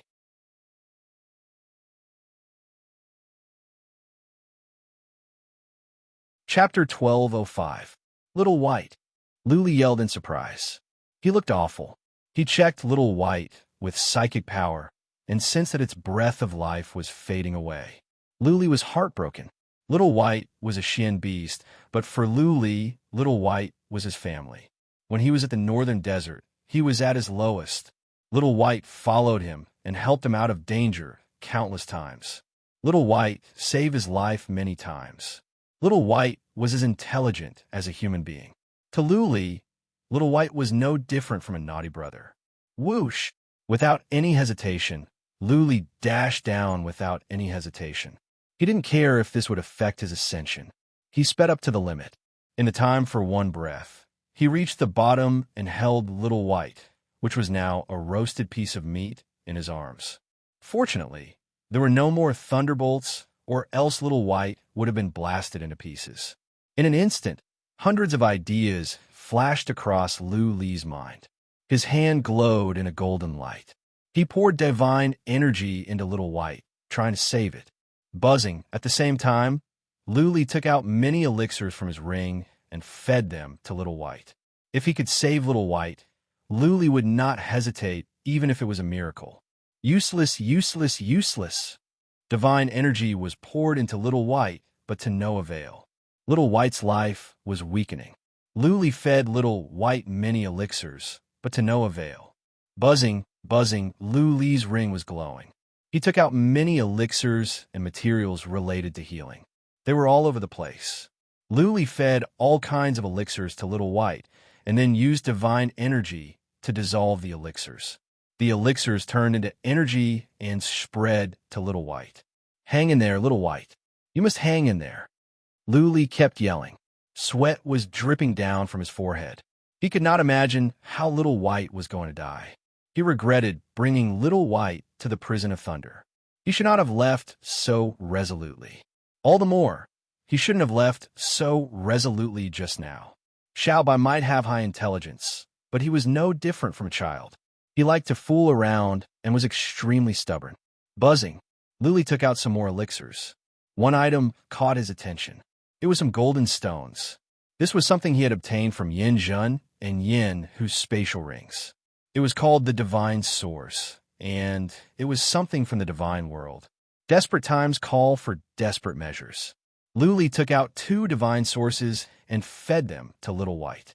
Then, he used divine energy to consume them. The divine sources turned into strands of golden energy and spread across Little White's body. When the golden energy spread through Little White's body, Luli suddenly felt refreshed. He was overjoyed. After refining 2 divine roots for Little White's life aura actually stopped weakening. It was hanging on to its last breath, preserving some of its life essence force. All right, Luli fed more divine sources to Little White at once, and then used divine energy to help Little White consume them. However, to Luli's disappointment, after consuming 7 or 8 divine sources, Little White's breath of life did not increase. It was still hanging on. It's good that you're not dead. As long as you're still breathing, I'll definitely save you. Luli murmured with determination. He did not dare to act recklessly. He put away the elixirs and fed Little White a divine source every 10 breaths. The many elixirs he fed Little White just now had some effect. Little White's wounds were recovering, but its breath of life was still weak. Little White was like an oil lamp in the wind, about to go out any time. Luli kept on observing. He did not feed Little White too quickly because he did not have many divine sources, only about 3,000 in total. If he fed Little White like this, he would run out soon. Divine Source could save Little White's life. As long as Little White's breath of life weakened, one divine source could stabilize it. Time moved on. Half a day later, Little White was still the same. Luli calmed himself down. He took out the wicked bead and put Little White in. Then, he let out the deaf Taoist, and they both went into the wicked bead. Maybe it was because Little White had entered the towering mountain, or maybe Little White had crossed the ocean of thunders, but the natural laws did not drive Little White out. Luli was relieved. Luli went back to the wicked bead and told the deaf Taoist about Little White. The latter looked at Little White in astonishment. "Lord, this beast of yours is something else." The deaf Taoist exclaimed, "Little White is not an immortal, and it is not your spiritual beast yet. Theoretically speaking, it cannot enter the towering mountain. Natural laws should kill it directly. I didn't expect that it would survive. Now is not the time to talk about this." Luli waved his hand in annoyance. "Think of a way to save Little White." "There is no other way." The deaf Taoist took a closer look and said, "Little White's source of life must have been hurt. Without the divine source, Little White would have died a long time ago. Divine source is something special. It has saved Little White's life. If we want to save Little White, we must go to the divinity to find some elixirs to repair its source of life." "Go to the divinity?" Luli frowned. An idea came to his mind. "If I go to the divinity later, will Little White be driven out by natural laws? If we go to the divinity and Little White is driven out, it will die for sure." "I don't think so." The deaf Taoist shook his head after some thoughts. "Since Little White can go through the ocean of thunders, then Little White is qualified to go to the divinity. Even a mortal can go to the divinity if you are able to protect them through the prison of thunders. Many super or mighty warriors in the divinity have gone back to the mortal world and brought their families and people to the divinity." "Okay." Luli was relieved. He took out over 1,000 divine source and handed them to the deaf Taoist. "Keep an eye on Little White for me. If Little White dies, you will not survive either." The deaf Taoist could not afford to be careless when Luli had said so. The deaf Taoist patted his chest and said, "Lord, don't worry. I will take care of Little White. You go to the divinity and establish yourself there. Do not leave the city for no reason. If Yin Tian Gang send someone to keep an eye on you, you will be in danger as soon as you leave the city." Luli thought about it and asked, "Is it absolutely safe in the city?" "In principle, yes." The deaf Taoist had some knowledge about the divinity. He explained, "Cities in the divinity forbid violence. Unless the person doing the fighting is more powerful than the leader of the force that the city belongs to, you will be hunted down by the force. Of course, if the city you ascend to happens to be within the territory of the Black Dragon Mansion, you will be in big trouble. But there are 70 or 80 ascending cliffs in the southern divinity. Every prefecture has one." "Lord, I don't think you are that unlucky." Luli nodded. The deaf Taoist added, "Lord, when you go to the divinity, keep a low profile. Do not offend the local prefecture warriors. Otherwise, your death will be in vain. Also, do not provoke the 4 supernatural forces. They will kill people in the city as well. Even the prefecture masters will not say a word when they are killed." The 4 supernatural forces? This was the first time Luli had heard of this. The deaf Taoist explained, "The divinity recognizes the 4 supernatural forces: space-time office, cabinet of mystery, hall of life and death, and craftsman's sect. I don't know the details. Anyways, not even the lord of the region of doom dares to offend the 4 supernatural forces. Otherwise, he'll be killed." "Okay, I will remember."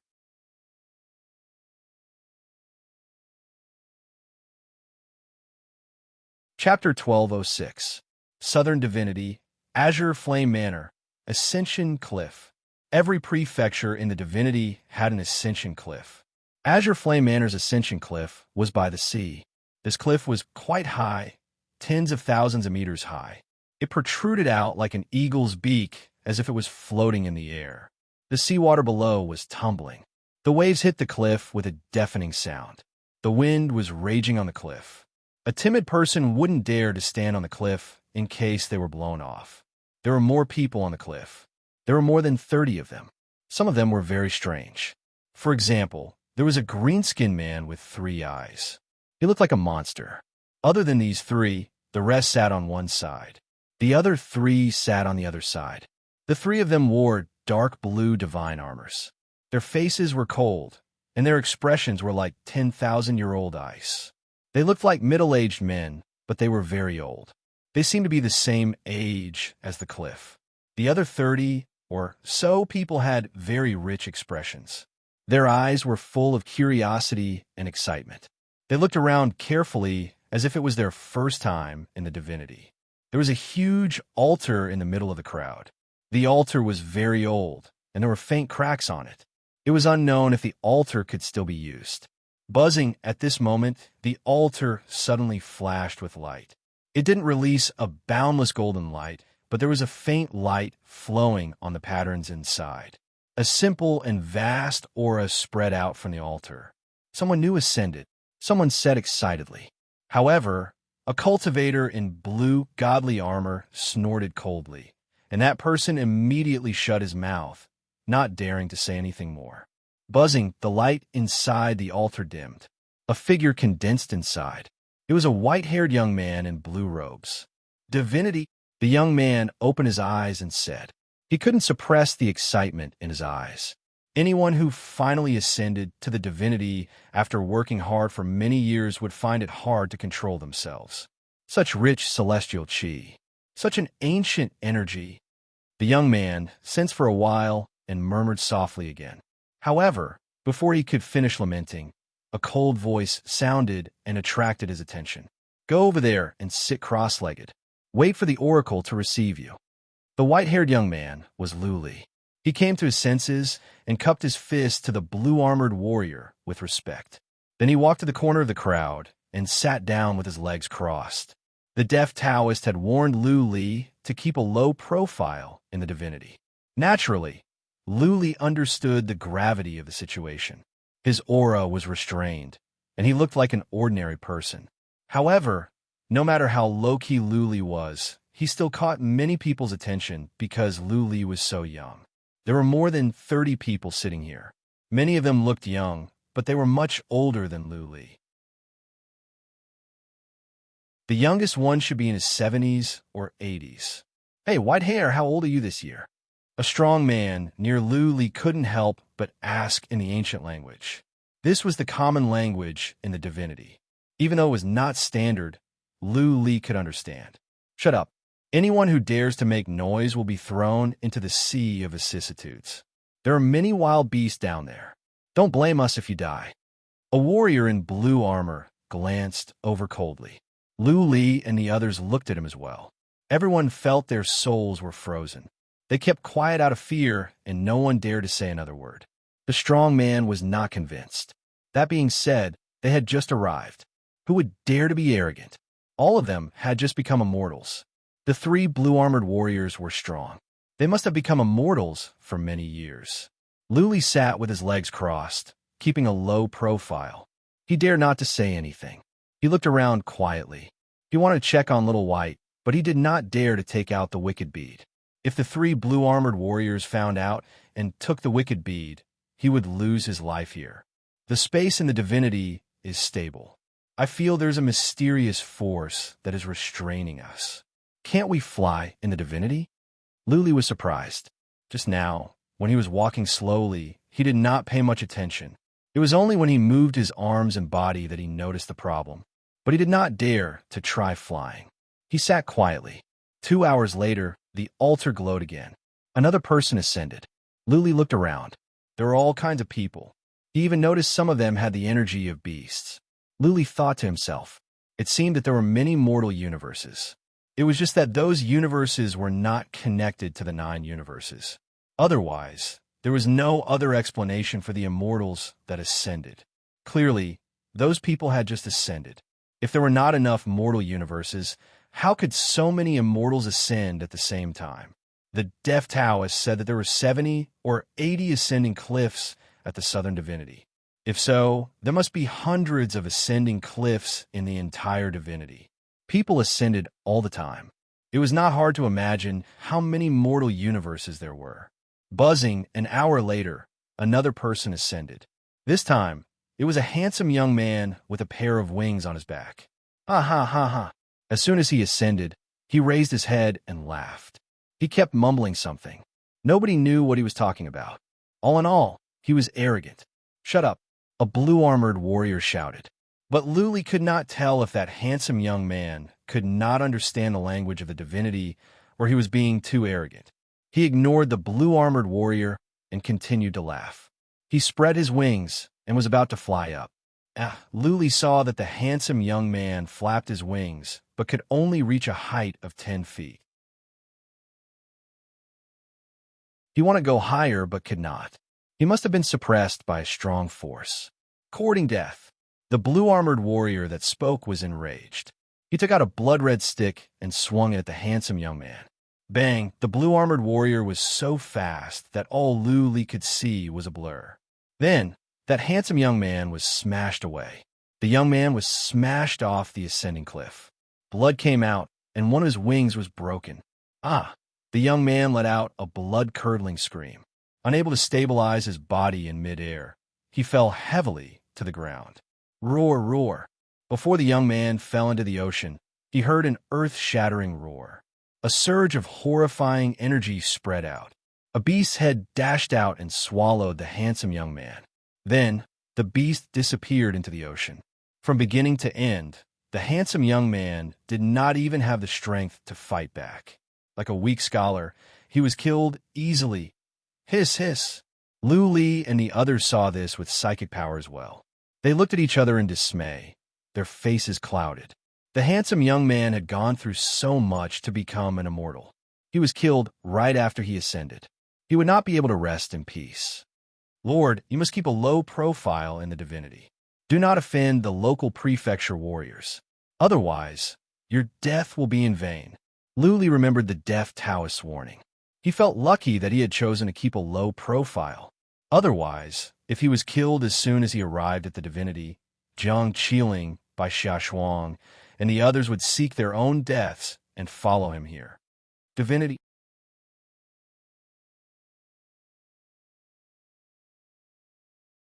Chapter 12:07. What made Luli happy was that Yin Tiangang was not here. This was not the Black Dragon Mansion, or else Li would have been killed as soon as he ascended. Luli made up his mind to keep a low profile for a while. He could not use his real name or be too high profile. He must figure out the situation and gain a firm foothold in the divinity. After the handsome young man was killed, everyone became much more well-behaved. No one dared to speak again. Some people even didn't dare to look at the 3 blue-armored soldiers, afraid that if they angered them, they would die in vain. The immortal world was not as wonderful as they had imagined it to be. As soon as they entered the immortal world, the blue-armored soldier had already taught them a lesson, telling them the rules here, the cruelty here, and the cold-bloodedness of this place. How difficult it was for a mortal to become an immortal. For instance, out of the billions of people in the Heaven Reverse universe, how many could reach the semi-god realm? Not to mention becoming an immortal. In the history of the Heaven Reverse universe, there was only one Emperor of Heaven Reverse, and that was Luli. The 9 universes had so many resources and so many conditions. Even to become an immortal was extremely difficult, let alone the Heaven Reverse universe. In tens of thousands of years, or even hundreds of thousands of years, only one could ascend to the divinity realm. That was how difficult it was to become an immortal. Finally, one could ascend to the divinity realm only because he laughed because he could not communicate properly. Then, he flew into the sky. But the prefecture warriors did not give him a chance to change his ways. They killed him right away.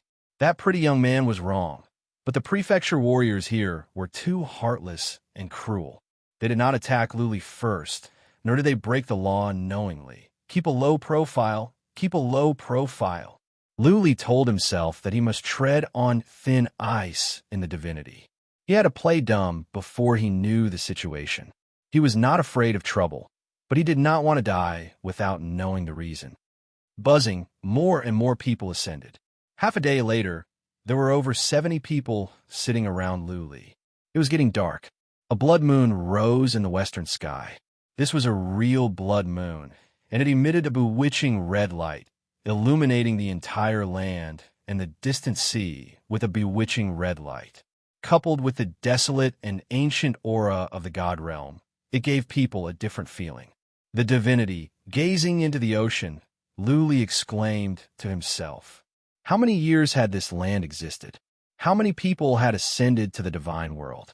They had fought on this land, struggled on this land, rose up on this land and died on this land. Buzzing. While Luli was deep in his thoughts, he heard a slight noise coming from the distance. Everyone looked over, and they were shocked. In the sky to the north, a huge beast that was over 10 miles long silently flew over. The beast's entire body seemed to be made of metal. It was blue in color, and under the illumination of the blood moon, it reflected a faint red light. Between the blue and red, it gave off a ghostly feeling, captivating one's soul. Under the blood of Lee, it was not strong. The beast was not Lee. It was to Lee. The beast was not to Lee. The beast was not to be. As the giant blue beast approached, everyone couldn't help but feel nervous. A blue-armored soldier said, "Don't move. This is a void beast of our blue flame manor. It doesn't have any attack power. It's here to receive you." Hearing the blue-armored soldier's words, everyone relaxed slightly. However, they still did not dare to be careless. After all, this giant beast was too big, and it flew silently. What if it suddenly swallowed everyone when it got close? The void beast flew dozens of miles in front of them and stopped. It suddenly opened its mouth, and to everyone's astonishment, 10 people actually flew out, and they were 10 blue-armored soldiers. 10 blue-armored soldiers flew over and arrived above the crowd. A brown-haired old man glanced at the crowd and said, "I'm Blue Flame Manor's envoy, Buchinya. All of you go under the void beast, and I'll bring you to Blue Flame Manor. Of course, if you want to roam the god world on your own, there's no need for you to follow us. Wild beasts are everywhere outside the cities of the god world.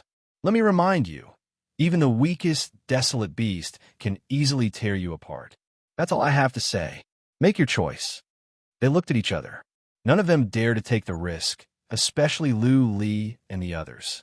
They had seen how powerful the desolate beast in the sea was. The handsome youth was easily devoured by the desolate beast without any chance to retaliate. More than a dozen people stood up and walked toward the beast. Luli stood up as well. The others hesitated for a moment and then walked toward the beast as well. The space here is stable. There's a special force that makes it hard for us to fly. Luli tried to check after he took a few steps. He tried to levitate, only to realize that he was enveloped by a strange force. He felt he was being pressed down by a mountain.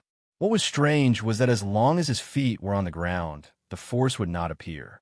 The others noticed this as well, but they didn't ask. They walked on in silence.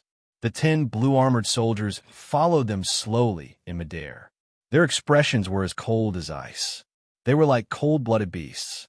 They stopped when they arrived at the void beast. Luli looked at the beast in midair with curiosity. He wondered how they were going to get up. Wouldn't they be digested as food after entering the stomach of the void beast?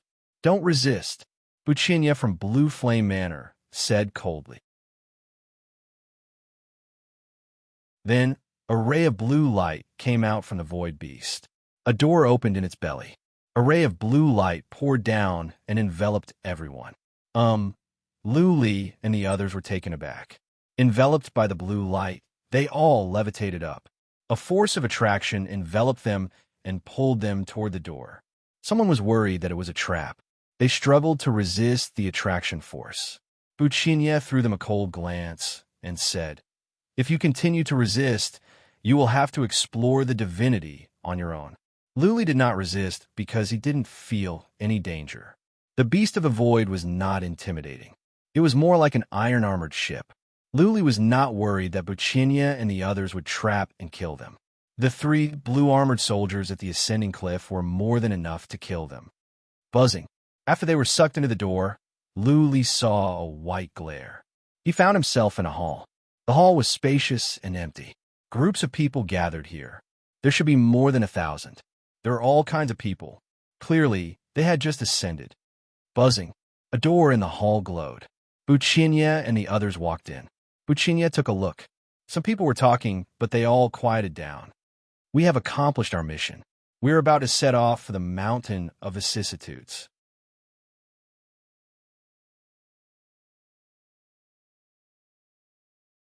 Chapter 12:08.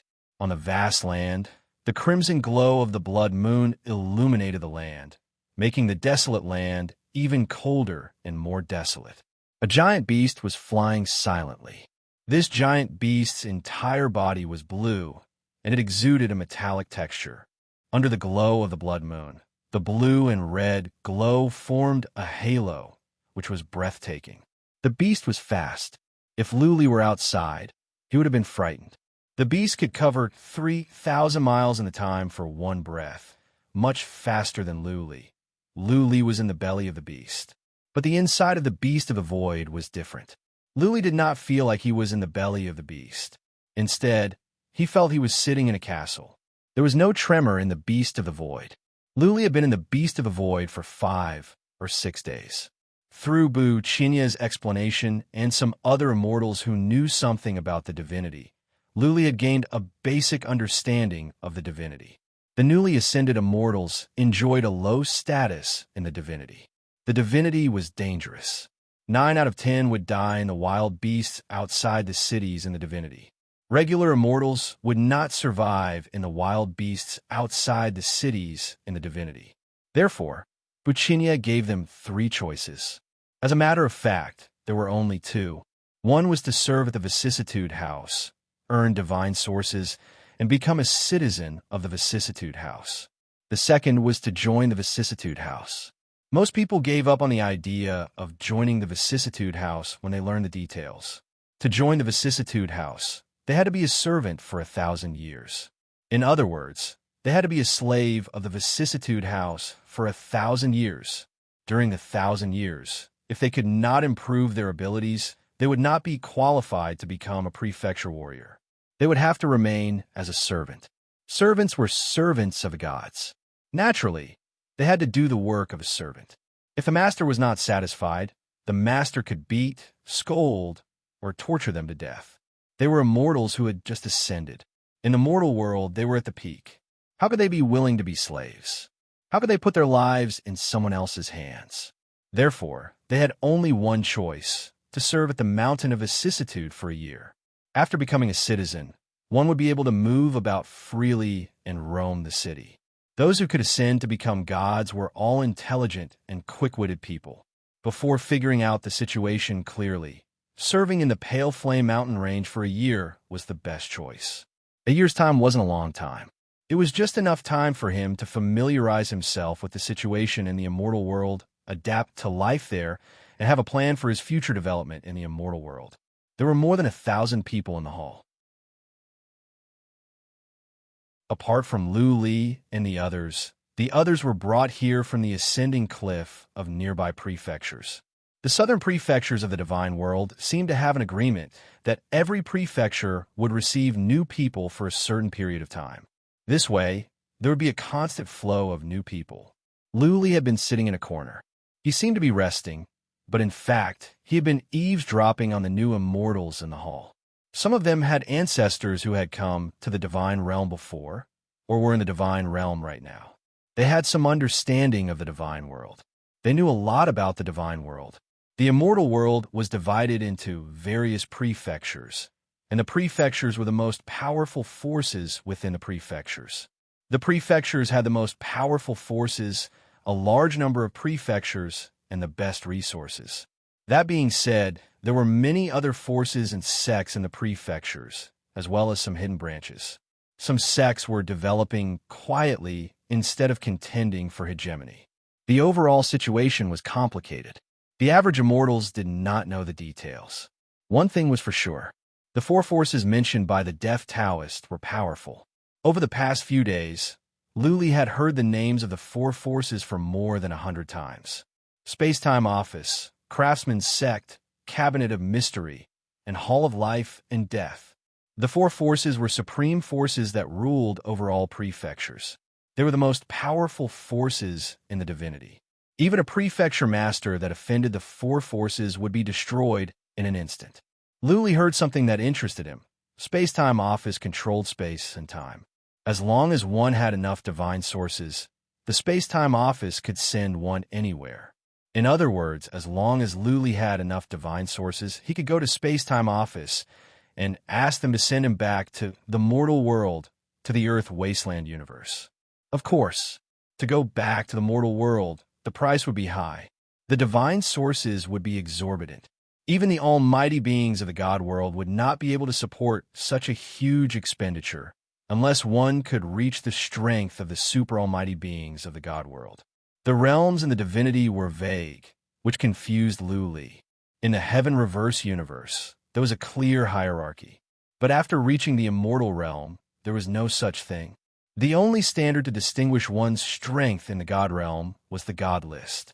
Those who did not enter the God list were ordinary deities. Those who could enter the God list could be considered experts. Those who entered the top 100,000 of the divine list were almighties of the divine realm. Those who could make it into the top 10,000 were all super almighty beings of the immortal world. Even if they did not own a prefecture, they would at least be a top-notch expert in their prefecture. It would be easy for them to establish their own sect. Above the supreme almighty of the deity world were the supremes of the deity world. They had to enter the top 100 of the God list. Every single paragon of the God world was a figure who stood proudly in a region. They were the pinnacle of the God world, able to move unhindered through the God world, calling the wind and summoning the rain. Suppressing a prefecture was a piece of cake for them. Once you become a supreme being in the immortal world, you can even become an esteemed guest of the four transcendent powers. Even the manor heads will have to kneel before you. Ha! My great-grandfather is at the residence of devils, and he is a patriarch of the prefecture. You may not know this, but the master of the residence of devils used to follow a supreme being in the divinity. Now, that supreme being has joined the Hall of Life and Death, one of the four transcendent powers. My great-grandfather knows where I am going to ascend. Soon, he will send someone to pick me up. Guys, work hard at the mountain of vicissitudes. If you have the chance, come to the residence of devils and look for me. If I can take care of you, I will not say no. My great-grandfather said that he will ask the master to take me to that supreme being in the divinity. If I can be his protege, I will be rich, not far away from Luli. A green-haired young man was talking with pride. The other immortals were envious of him.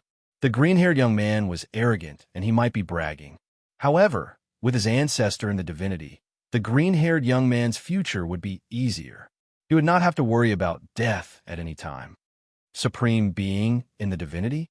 The image of a white-haired young man came to Lu Li's mind. He was excited. The Slayer might be a supreme being in the divinity. Lu Li had learned the Slayer's move. If he could continue and reach the same level as the Slayer, then he would be able to travel across the divinity, find Lu Ling, and return to the Earth Imperial Universe. Roar! Right at that moment, from outside came a shocking roar. The roar scared many immortals in the hall. Some of them felt weak in their legs and fell to the ground. Others were in pain. Lu Li trembled. At the same time, he felt a surge of energy surging into his soul. But it was absorbed by the silver dragon mark, so he was not affected. Out of instinct, Lu Li tried to use his psychic power to check. Due to the inhibition formation in the hall, his psychic power could not go out. Now he could. Buchinya's emotionless voice was heard in the hall. Don't panic. It is just an Earth-level wild beast. I have deactivated the inhibition formation on the beast of the void. You can observe the fight with the wild beast in case you don't know how you will die in the future. Okay, Buchinji, Buhon Yu, go and kill this wild beast. Whoosh.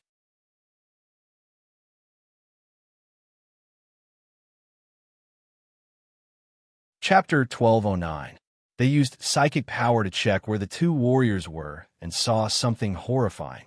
Lu Li was taken aback by what he saw. In the mountains in the distance, a huge beast was entrenched.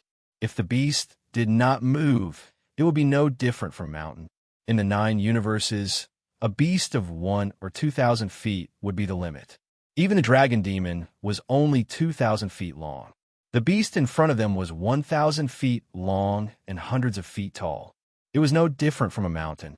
The size of the beast didn't mean anything. The most important thing was its appearance and aura. That beast had 2 blood moon-like eyes. When many people's divine perception swept past those 2 eyes, they actually felt a piercing pain in their soul spirit. Some even cried out in pain. Immortals' souls had been transformed and their souls were formed. However, just by looking into the beast's eyes, their souls were hurt. It was not hard to imagine how powerful this wild beast was. On the beast's head were two sawtooth-like horns. Looking from afar, the horns looked like two relic weapons. The back of the beast was covered with the same sawtooth-like horns. The sawtooth-like horns gave off a chilly energy. Everyone had a feeling that if they were hit by the sawtooth-like horns, even their relic armors would be pierced through. Just now, at the foot of the ascending cliff, only half of the beast's head was exposed. Therefore, the warriors did not feel it so strongly. Now, the wild beast was fully exposed in front of them, and it was full of energy. Everyone was frightened. The excitement and joy of ascending to the divinity suffered a heavy blow. What Luli felt was the same as when he first met the Beast King at the northern desert. He felt that he was so small, so weak. Buchinia said that this was just an average wild beast. How strong would a real wild beast be? Unimaginable. Whoosh, the two blue-armored soldiers flew over. Compared to the gigantic, desolate beast, it was like comparing a human to a housefly. Their size brought about a strong visual conflict. What was more, the two of them dashed toward the beast fearlessly, determined to kill it. The blue armors they were wearing were clearly relic armors. They held two blue spears in their hands, identical. It looked like Blue Flame Manor was the one who forged and distributed these divine armors and weapons. This was probably one of the benefits of a manor soldier. The two of them dashed toward the beast, one on the left and the other on the right. Lu Li and the others followed closely with psychic power. How could they miss such a good opportunity to learn? One of them turned into an afterimage and disappeared. He turned into a blue spear shadow and pierced through the left side of the huge beast. The other person chose to restrain the beast from the front. The long spear in his hand trembled, and a blue flood dragon roared towards the beast. Luli was surprised. The blue-armored warrior's attack didn't cause any tremor in space. It didn't seem to be particularly magnificent or shocking. It was just an ordinary attack. Swish, swish, swish. On the other hand, the desolate beast's attack was rather majestic. 7 or 8 of the saw teeth on its body detached from its body and shot out at high speed. Wherever the saw teeth passed, ripples would appear in the space, spreading out in all directions like water ripples. When it swung its tail in the air, it could also cause spatial fluctuations. While the space in the divinity is so stable, this wild beast can make space tremble? Impressive. It is said that unless one is as powerful as a mighty warrior in the divinity, one cannot make cracks in space. Someone near Luli exclaimed. Luli understood now. It was not that the two prefecture warriors were weak, but that the space in the divinity was too stable. It made sense. In the mortal world, the larger the world, the more stable the space would be. It was said that the divinity was boundless. It was hard to imagine how stable the space in such a large place could be. So fast. That person shouted again. Luli checked with psychic power. The blue-armored warrior that was fighting in front of him was already moving in the air at a horrifying speed to dodge the sawteeth. The sawteeth did not disappear after they were shot out. They would come back soon and chase after the prefecture warrior at the same speed. That being said, the blue-armored warrior's sudden burst of speed amazed everyone. At the critical moment, he could always dodge by a hair's breadth. Bang! The other blue-armored soldier had already succeeded. His body shot out from the other side of the beast's body, directly piercing through the beast's body. Roar, roar, the beast was enraged. More sawteeth flew out, and the beast swung its tail. Still, the beast was attacking the warrior that was fighting in front of it. The other person turned around and once again turned into an afterimage as he stabbed towards the giant beast. This wild beast is not smart. It is as smart as the dragon demon, or even weaker. Luli nodded to himself. He had figured out the tactics of the two prefecture warriors. One of them was fighting in the front, while the other was attacking from the side. Wild beasts were not smart, and they were huge in size. It was difficult for them to move and dodge. They could wear out easily. The prefecture warrior that was fighting in the front was fast, and the prefecture warrior that was attacking from the side was powerful. The two of them worked together seamlessly. They must have fought against wild beasts often because they were calm. While observing, Lu Li and the others wondered how they should fight when they encountered wild beasts. However, they realized that there was nothing they could do. Their attacks could not break the wild beast defense, and they could not dodge the sawteeth. What was more, when they were close to the wild beast, they would be overwhelmed by the wild beast chi and energy. Their abilities would be suppressed, and they would be killed easily. With each stab, more and more holes appeared in the beast's body.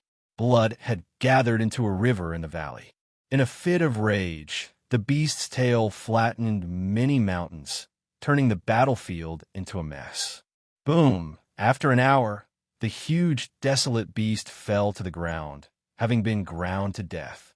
Two blue-armored warriors took out a blue saber and began to dissect the wild beast. They collected many mystical materials and returned to the beast of the void. Buzzing, the beast of the void glowed in blue and flew into the distance. Buchinya's voice was suddenly heard in the hall. Wild beasts are divided into earth, heaven, and holy beasts. This is the lowest rank. A heaven-rank wild beast cannot be killed unless it is at the level of a mighty warrior in the divinity. Wild beasts in the divinity cannot be killed unless they are at the level of a super mighty warrior. Well, there's a king-rank wild beast that is as strong as a supreme warrior in the divinity. But all the king-rank wild beasts in the divinity have been killed. This kind of wild beast can only be found in historical sites, secret areas, perilous lands, and secret realms. Buchinya explained and said nothing more. Lu Li remembered that the slayer died in a perilous land. He was thrilled. How many historical sites, secret areas, and perilous lands were there in this ancient land? How many secrets and treasures were hidden there? How horrifying and dangerous would it be? I wonder if the Mountain of Vicissitudes is safe. Lu Li thought about the Mountain of Vicissitudes in the distance. He did not care about serving in the army. What mattered most was whether his safety was guaranteed. Lu Li was not worried about the dangers in the mountain. He was worried about Yin Tiangang. Yin Tiangang must have been paying attention to Lu Li's ascension. It was possible that surviving members of the Yin family had informed Yin Tiangang of Lu Li's ascension through some special means. Yin Tiangang must have sent someone to investigate where Lu Li had ascended. Maybe Yin Tiangang scouts were already on their way to the Mountain of Vicissitudes. In the following year, Yin Tiangang would definitely think of ways to kill Jiang Yi and avenge the Yin clan's dead clansmen.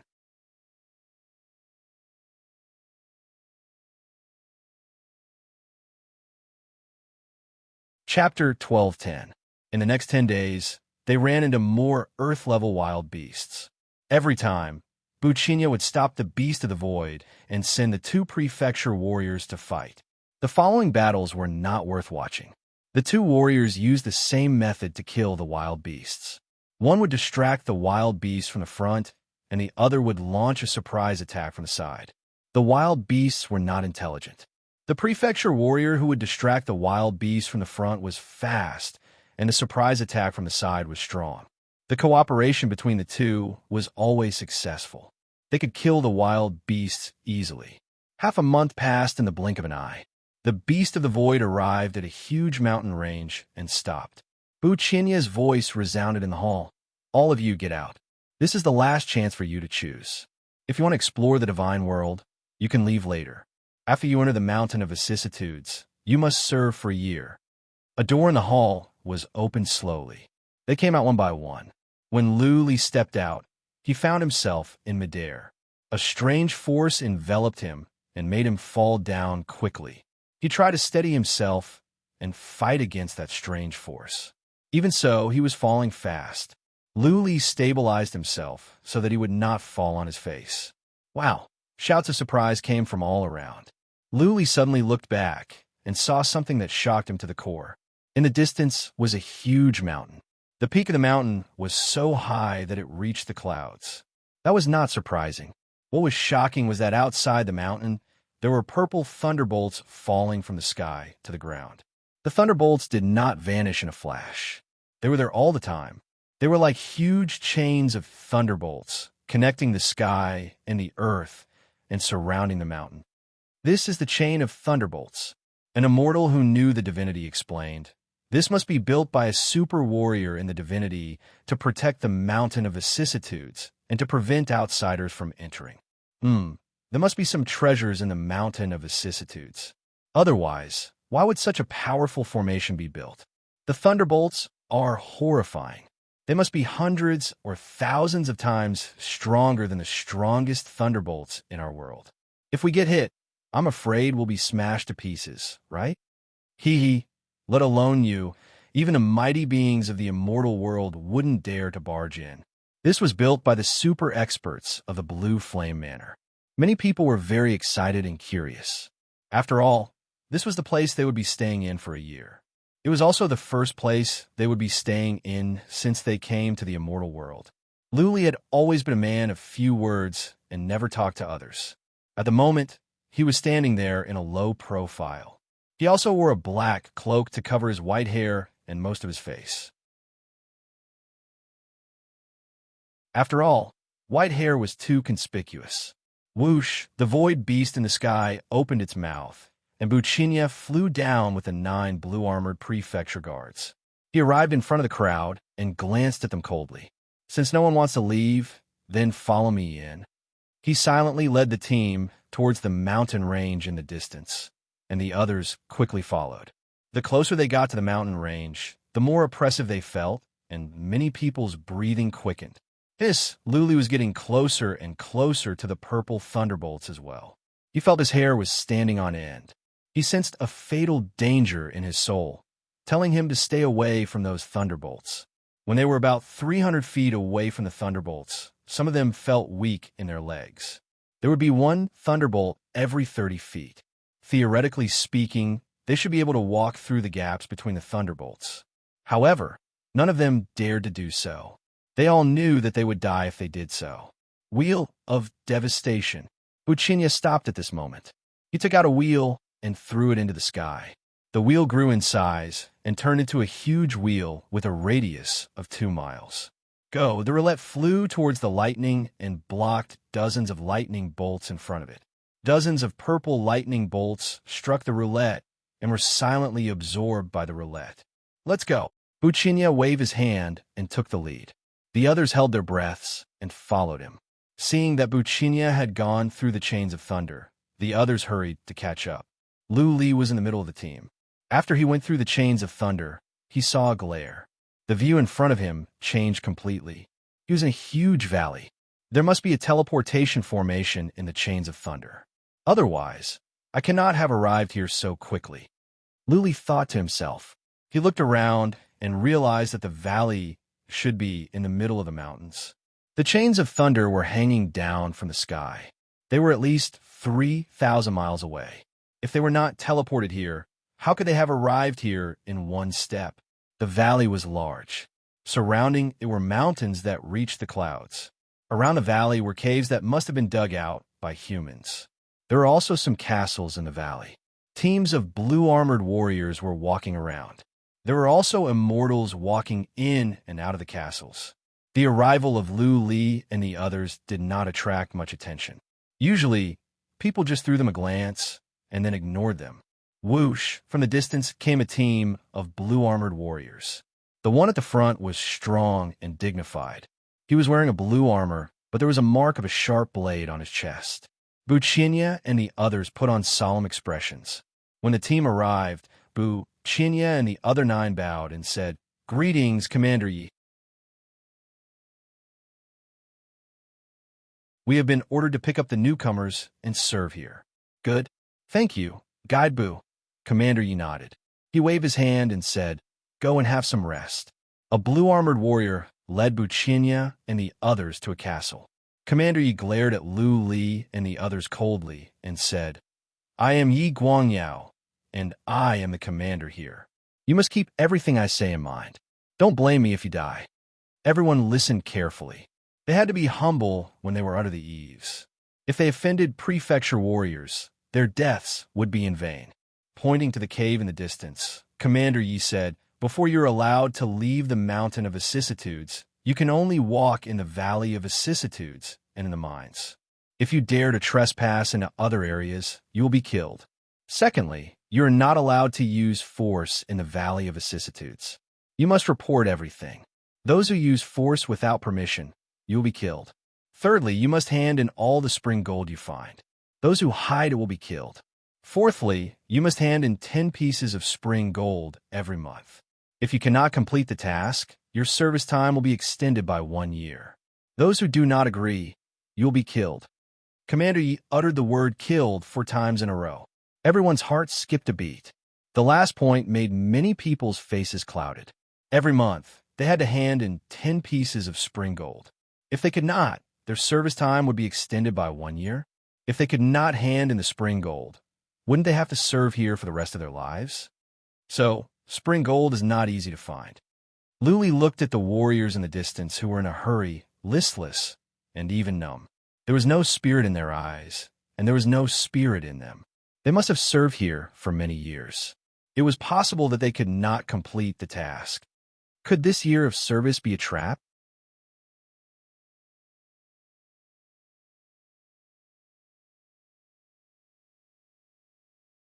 Chapter 12:11.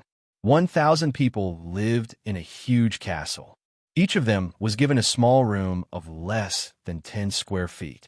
They felt like animals in captivity. A prefecture warrior gave each person a small black pickaxe and told them how to dig for spring gold and the tricks to find it. You will be given 10 pieces of spring gold per month. You can get 100 divine sources for every extra piece. Of course, you can save it and hand it in next month. But when your service time is up, all the spring gold must be handed in. Anyone found hiding spring gold will be killed without mercy. Do not snatch other people's spring gold. Once caught, you will be killed without mercy. The prefecture warrior left after the instructions. The warriors gathered in the hall of the castle, chattering away. Some had already left the castle to gather information. Louis did not take action right away. He waited quietly. Several people went out to gather information. Soon they would have news. Sharpening the axe would not delay the work. They must figure out the situation first. Guys. An hour later, a dark-skinned old man came in. As soon as he came in, he said solemnly, "The mountain of vicissitudes is indeed a trap. Many people have been serving here for hundreds of years. Spring gold is not easy to dig out. If you are lucky, you can finish a month's work in a few days. If you are unlucky, you can't find 1 piece for months."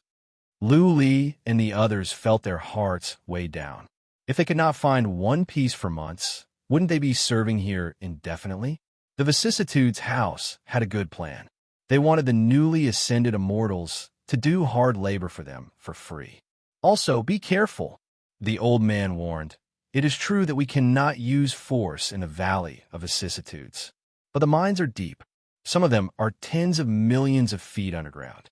The higher-ups will not know if you fight in the mines, and the prefecture warriors will not interfere. There are often people working together to snatch the spring gold. I suggest we work together and form teams to dig together. If someone tries to snatch the spring gold, we can protect ourselves, or else we will be killed easily. Many people immediately echoed the little old man's words. They were not familiar with each other. Nevertheless, they had ascended together and entered the mountain of vicissitudes together. There was some camaraderie. If they could work together, they would not be bullied and they could protect themselves. All right, let's form a group of 50. If others bully us, we'll help each other out if we encounter them. Everyone working together is strength, and no one can bully us. The group of people chattered nonstop, and the discussion was in full swing. Many people began to take the initiative to organize. An immortal of the beasts walked toward Lu Li, asking him to join his team. Lu Li thought about it and chose to decline, not joining the party. We won't care if you're hunted down later. The immortal of the beasts threw Lu Li a mocking glance. Many others looked over with sarcasm. They did not like Lu Li at all. Lu Li was young. He had been sitting with his legs crossed on the way to the vicissitude house and never talked to anyone. Many people had already noticed him. At this moment, Luli actually chose not to team up with him. In everyone's eyes, Luli was an arrogant person, so they naturally didn't have a good impression of him. Luli didn't say a word and just stood there silently. He didn't team up with the others because it was inconvenient. Another point was, would it really be safe to form a team? Can teammates be trusted? Not necessarily. They came from different universes and did not know each other well. Who could tell if someone would stab you in the back? In this strange world, for the time being, Luli didn't want to trust anyone. He wanted to rely on himself. It was not that he had no trump cards. The deaf Taoist and the immortal's body were his trump cards. When faced with average immortals, Luli could still fight them. Soon, people in the castle were divided into many groups. They walked out in a hubbub, ready to explore the mines. Immortals were full of energy. They didn't need to rest or adapt. Soon, more than half of the people in the spacious hall had left. Luli noticed that there were others like him who didn't team up. They just watched as the teams left. Rustle, rustle, rustle. When Luli was about to go out, a purple-haired young man with a gloomy temperament came over. He cupped his fists and said in a low voice, "I am Su Zishi from the Grand Martial Universe. I don't trust those people. You are strong. I want to team up with you." Luli raised his eyebrows, surprised. He was an immortal who had just ascended. How could this Su Zishi say he was strong? Luli blinked and asked, "I have just ascended, and the fundamental principle I learned is average. Why do you say I am strong?" "I don't know." Su Zishi shook his head. Then he looked at Luli with great interest and said, "It is just a hunch. I feel that you are the most powerful among all of us. Following you is the right choice. My hunch has always been accurate." "Uh-huh." Luli burst into laughter. He himself was not so confident, but this Su Zishi seemed to have faith in him. Luli shook his head and refused. "I am sorry. I don't team up. I work alone." "Okay," Su Zishi said with pity. "Can you tell me your name? I hope we can be friends in the future." "Lilu." Luli said his name in reverse, using 2 homophones. With that said, he walked out of the castle on his own. He picked a random mine and went in. The mine was large, with a width of 2 miles. The walls were made of some kind of black stone. People were coming in and out in a hurry. Luli walked along the mine. The mine extended downwards. Dozens of miles later, he saw several forks. Luli picked one and moved on. He used psychic power to check the surroundings, looking for spring gold. Of course, he knew that there was no spring gold here. If there were, it would have been dug out. Along the way, Luli saw many potholes on the walls. Clearly, someone had dug them out. Luli's psychic power was strong. Even though the space in the divinity was stable, he could still sense within a radius of tens of thousands of miles. However, the black stone in the mine could affect psychic power. Luli could only go as far as thousands of feet. Beyond that, he could not see. Along the way, he saw forks. The mine was getting smaller. It must have been dug out. Luli wondered how long the mountain of vicissitudes had existed and how many people had excavated it. There were mines and traces of excavation everywhere. After an hour, Luli felt he had covered at least tens of thousands of miles. Still, he didn't find any spring gold. Along the way, Luli did run into many people. He saw some teams, but they were in groups of several. They glanced at Luli and then left in a hurry without paying attention to him. It is like an ant's nest down here. Luli was getting dizzy from all the twists and turns. He just didn't care anymore and kept going down. There must be no more spring gold in the mines up there. How could there be more when so many people were searching? Someone is here. Spring gold. Another hour later, Luli found a man in a small mine. He used psychic power to check, and it just so happened that this man had dug out a piece of spring gold. Piss off.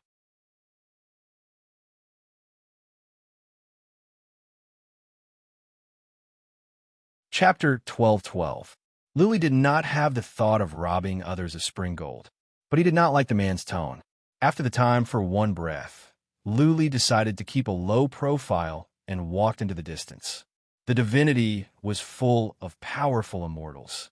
Luli would not make trouble if he could avoid it. It was not like there was a feud that could not be resolved. Luli walked on for more than a dozen miles. He realized that there were too many caves at the mountain of vicissitudes. This place was like an underground palace. But the further he went, the fewer people there were. He had been walking for the time for several incense sticks to burn without running into anyone. Luli used psychic power to check. Making sure that nobody was around, he took out the wicked bead. The deaf Taoist appeared in front of him. "How is Little White?" Luli put away the wicked bead and asked. The deaf Taoist nodded. "Basically, she is fine, but she needs to be fed with a divine source every 5 days. To fully recover, she will need good pellets." The deaf Taoist looked around. His eyes glowed. "Lord, you are in the divinity? Where's this place?" "Vicissitude's house, mountain of vicissitudes. I need to serve here for a year to mine spring gold," Luli explained. The deaf Taoist trembled. He was overjoyed. His voice trembled as he asked, "Lord, are you sure it is spring gold?" "Yes." "What is it?" Luli asked with a frown. "This is good." The deaf Taoist drooled. "I once heard about spring gold. It is a top-level material that only powerful warriors of the Asmodean realm can enjoy. One piece of spring gold can be traded for many materials in the region of Doom. It seems to be very useful for us beasts. If I can have some spring gold, I might be able to heal my wounds and restore my abilities to the peak. Maybe I can even become more powerful." "Ah," Luli was surprised. Then he was overjoyed. He did not expect to be so lucky.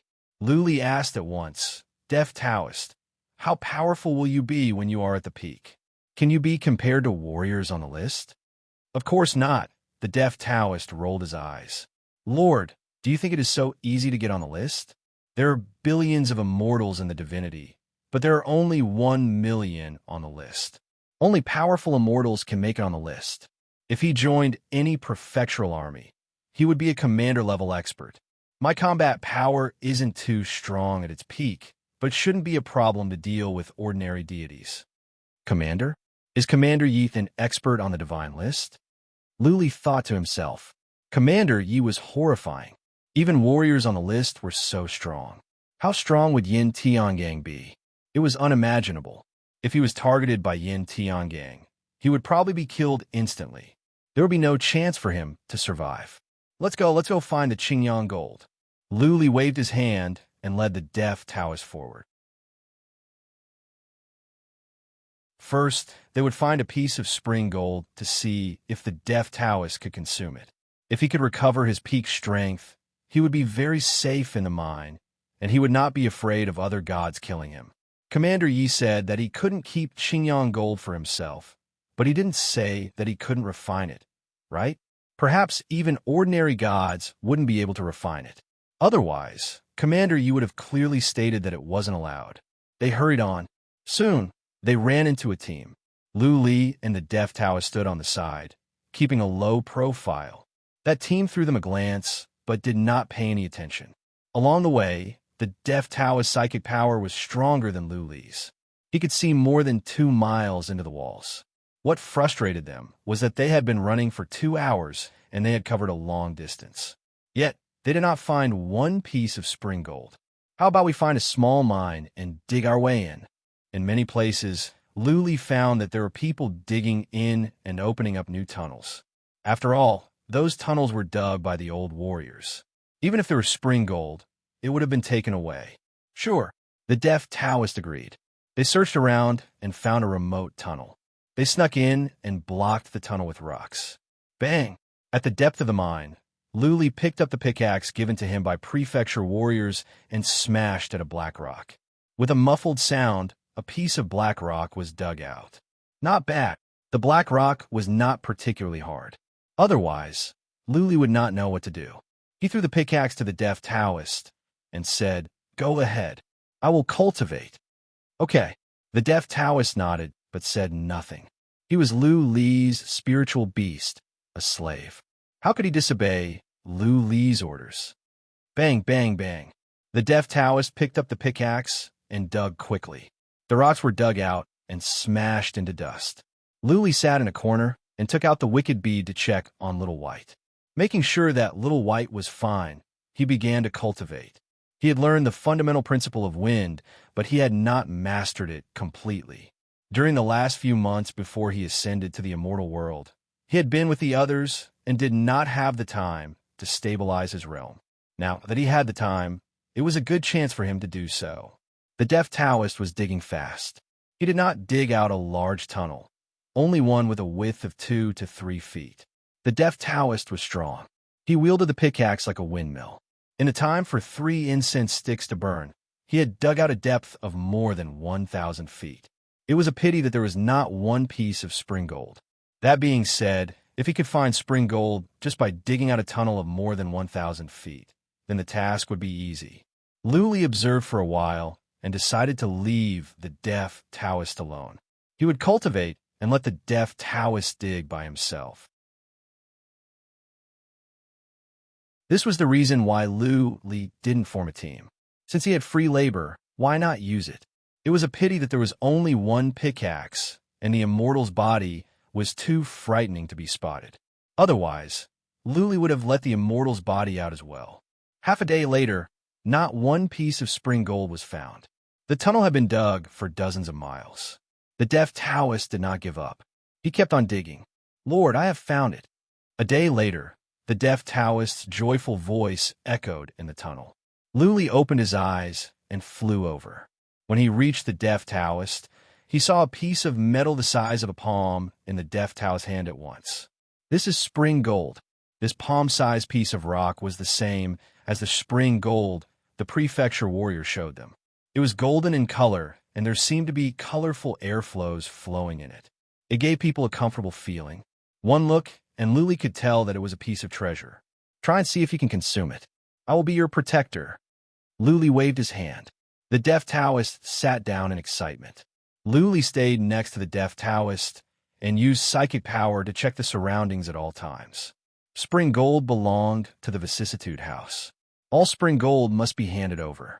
The deaf Taoist would be executed once he was discovered to be consuming the spring gold without permission. Even the deaf Taoist might be killed along with the spring gold. "I can't." A moment later, the deaf Taoist opened his eyes in excitement. He nodded to Luli gratefully.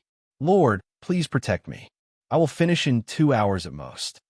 Luli waved his hand. The deaf Taoist wrapped up the spring gold in the black air and began to consume it. Luli used psychic power to check the surroundings. Once he noticed any sign of trouble, Luli would tell the deaf Taoist to put away the spring gold. 2 hours later, the spring gold in the deaf Taoist's hand disappeared completely. The deaf Taoist opened his eyes, filled with excitement. He said with certainty, "Lord, I have recovered a bit. The spring gold is indeed a top-notch material. I will be able to recover to my peak after consuming 5 more pieces of spring gold." "Okay, keep digging."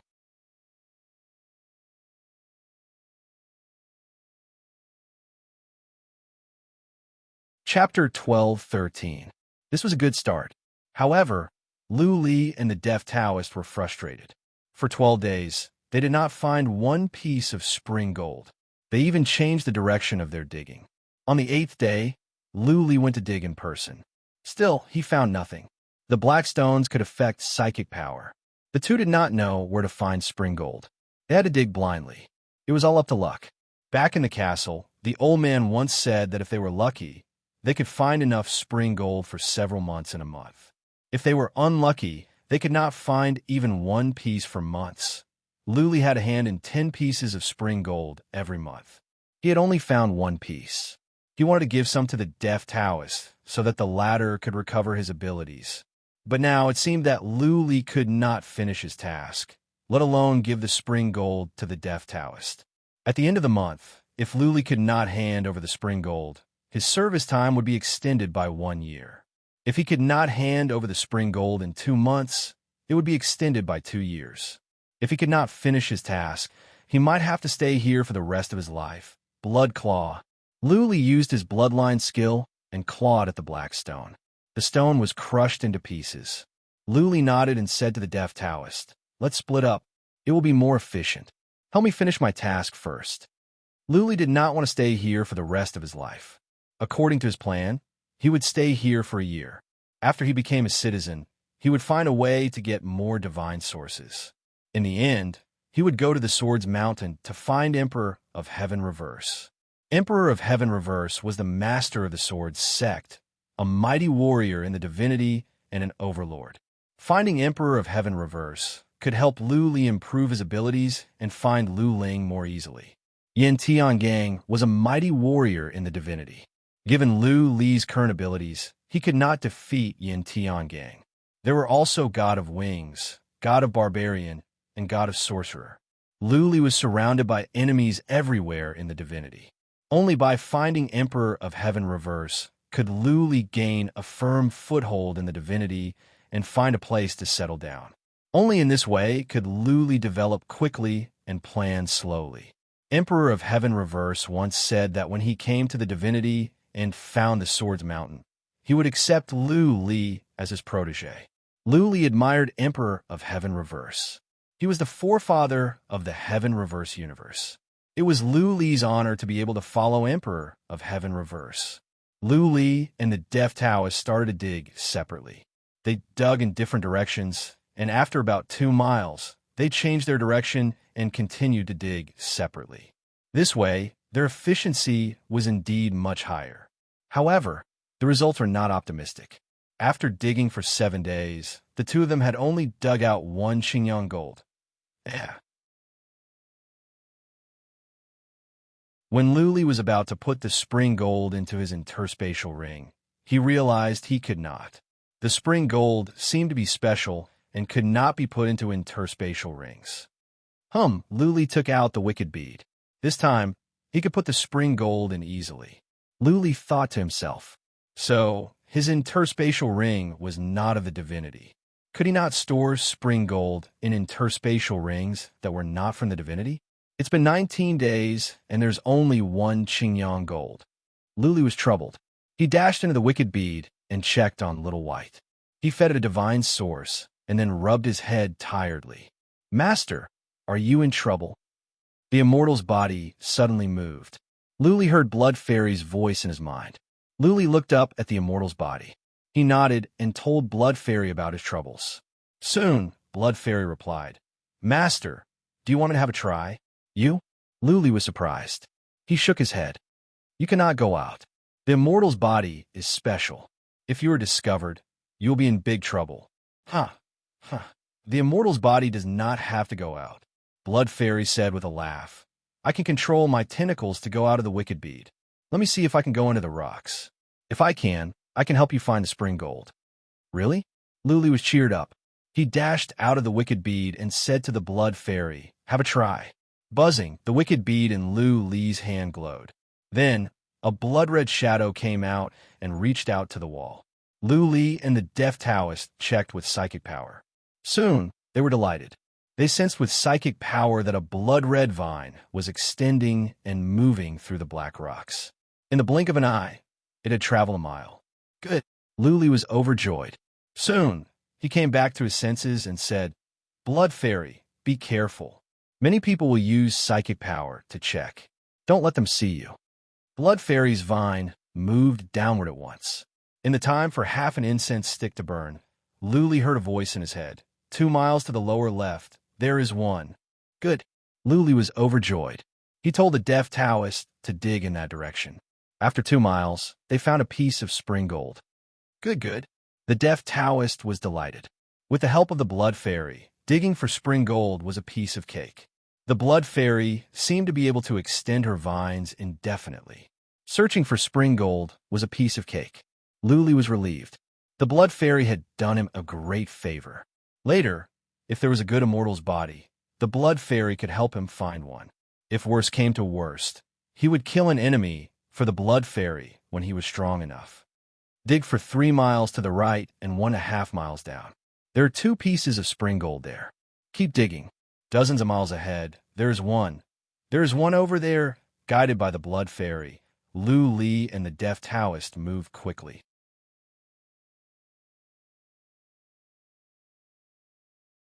In just over a day, they had dug out 10 pieces of spring gold. They had completed their task for the month. Keep going. Both Lu Li and the Deaf Taoist were excited, especially the Deaf Taoist. Lu Li had completed his task for the month. The Deaf Taoist could consume the rest of the spring gold to recover his abilities. Among the immortals, Lu Li was not strong. After all, He had just made the breakthrough. The immortal's body could not be revealed easily. The deaf Taoist knew that he must recover as soon as possible. Otherwise, if Luli was killed, the deaf Taoist would not survive either. The deaf Taoist was a creature from the region of doom. Average immortals could not find him, but prefecture warriors could. Once his identity was exposed, he would face death. Therefore, once a fight broke out, the enemies must be killed and the information must not be leaked. 8 hours later, Lu Li and the deaf Taoist stopped. The blood fairy went back into the wicked bead. In 8 hours, they had dug out 6 pieces of spring gold. The deaf Taoist could not wait to consume them. Lu Li sat on the side to protect the deaf Taoist. As the deaf Taoist consumed one piece of spring gold after another, Lu Li could clearly feel that the deaf Taoist's energy was growing. By the 4th piece of spring gold, the deaf Taoist's energy had already made Lu Li feel suffocated. What? When the 5th piece of spring gold was being consumed, Lu Li sensed a breeze of psychic power. He trembled and yelled, "Oh no, psychic power. It is the deaf Taoist."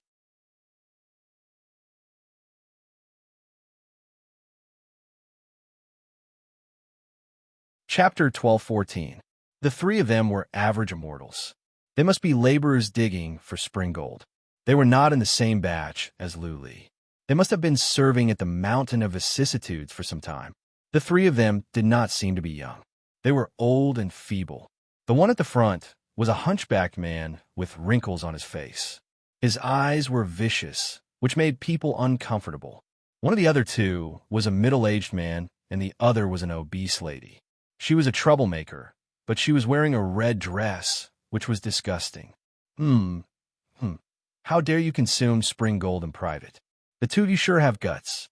The hunchbacked old man walked over. He stared at the deaf Taoist with his snake-like eyes and sneered. Before Lu Li and the deaf Taoist could say anything, the hunchbacked man continued, "If I report you to the prefecture warriors, I don't think you will live for more than 5 days." The deaf Taoist narrowed his eyes. He was afraid that the prefecture warriors would find out who he was. The 3 of them could not tell that he was from the region of doom. They might think that he was just an average beast. There must be some powerful people in the prefecture warriors. The deaf Taoist glared at Lu Li with murderous intent in his eyes, which surprised the 3. Lu Li was young, and his energy was not strong. The 3 of them had thought that Lu Li was just the deaf Taoist follower. They did not know that Lu Li was the leader here. Lu Li remained emotionless and coldly asked, "What do you want? Let's get straight to the point." "Ha ha." The fat woman with a face full of sharpness laughed. Her sturdy balls trembled endlessly. It was very frightening. She glanced over to Lu Li's handsome face and said, "Bro, you know what to do. Give us your spring gold, and you can play with me for a while. We will pretend that we saw nothing. How about that? Play with me?" Lu Li suddenly had the urge to throw up. He imagined the obese lady taking off her dress and her fat belly. He felt nauseous. Fighting back the urge to throw up, Lu Li said coldly, "Commander Yi has said that we cannot rob others of their spring gold. How dare you break the law?" "Ha ha ha." The hunchbacked man laughed. "You must be a newcomer to the Mountain of Vicissitudes, right? Do you know how many people die in the mines every year? Snatch. Blue Flame Manor's official army wouldn't care even if they slaughtered anyone in the mines. In this mine, the strong are respected, and the bigger the fist is the law." "Oh." Lu Li was surprised. Then he said, "If so, why don't he go to hell? Deaf Taoist, kill them." Roar, roar, the deaf Taoist's robe was torn apart.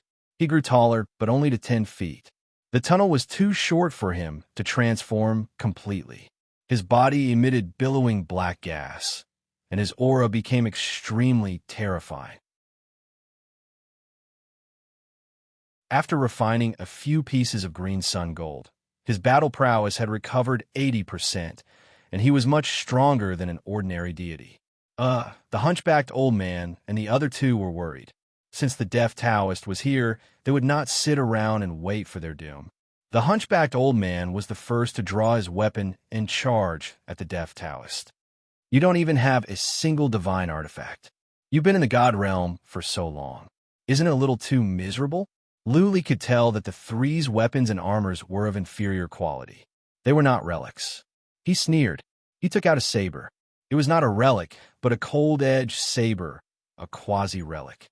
Swish, Luli waved his arm. A ray of crescent-shaped sword light whooshed out. Wind and clouds were stirred up. Xianqi in heaven and earth gathered together. Luli's attack was aimed at the fat lady.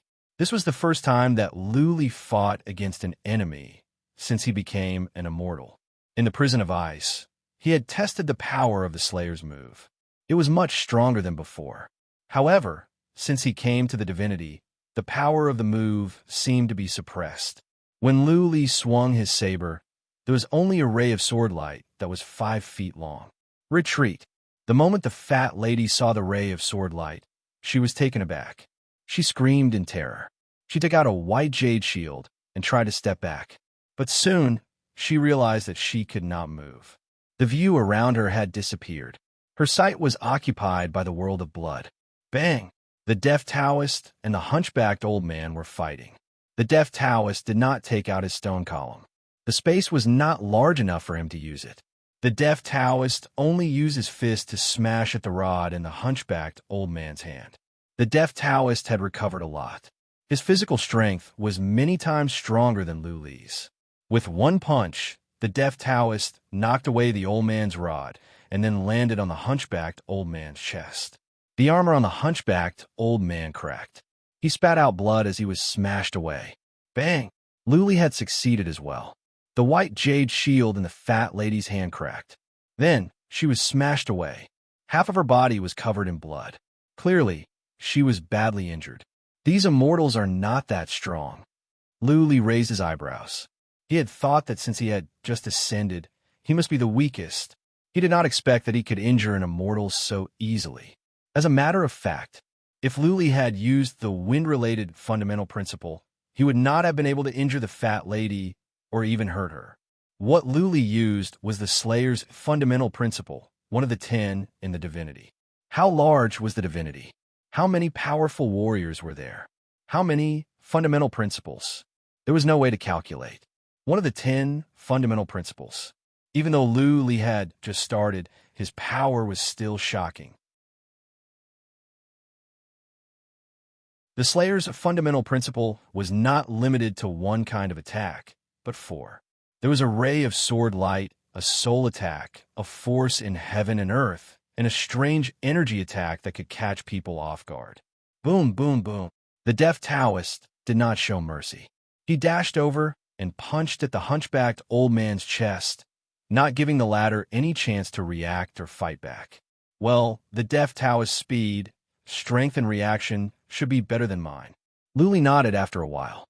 The deaf Taoist was a creature from the region of Doom and was known for his physical strength. Luli's original abilities were good enough in the region of Doom. Now that he had recovered 80%, he could deal with an average immortal. The remaining strong man was hesitating. Luli and the deaf Taoist had injured 2 of them in one move. Should he leave or fight to the death? Stop. Lords, we are wrong. We are as blind as a bat. We are willing to give up our spring gold. The strong man had made up his mind to fight to the death. However, the hunchbacked old man spoke first. The strong man was afraid to move again. The deaf Taoist turned to Luli, only to see Luli wielding his saber and aiming at the middle-aged man. Go to hell. The deaf Taoist knew what Luli meant. Luli would never show mercy to his enemies. Also, the 3 of them had found out that the deaf Taoist was consuming spring gold. Once they reported it to the prefecture warriors, the consequences would be dire. Boom! The deaf Taoist punched at the hunchbacked old man's head. Knowing that he was doomed, the hunchbacked old man took out a dagger and stabbed at the deaf Taoist's chest. But the dagger only went in for 1 inch before the old man's head was crushed. Bang! Luli was successful as well. That middle-aged man was smashed away. Half of his body was tainted with blood. His bones could be seen. One move, and he was seriously injured. Kill them all, Luli said coldly. The deaf Taoist was surrounded by dark air.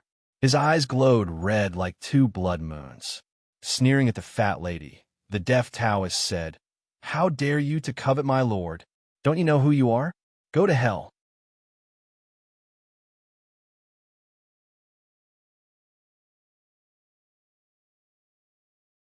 Chapter 12:15.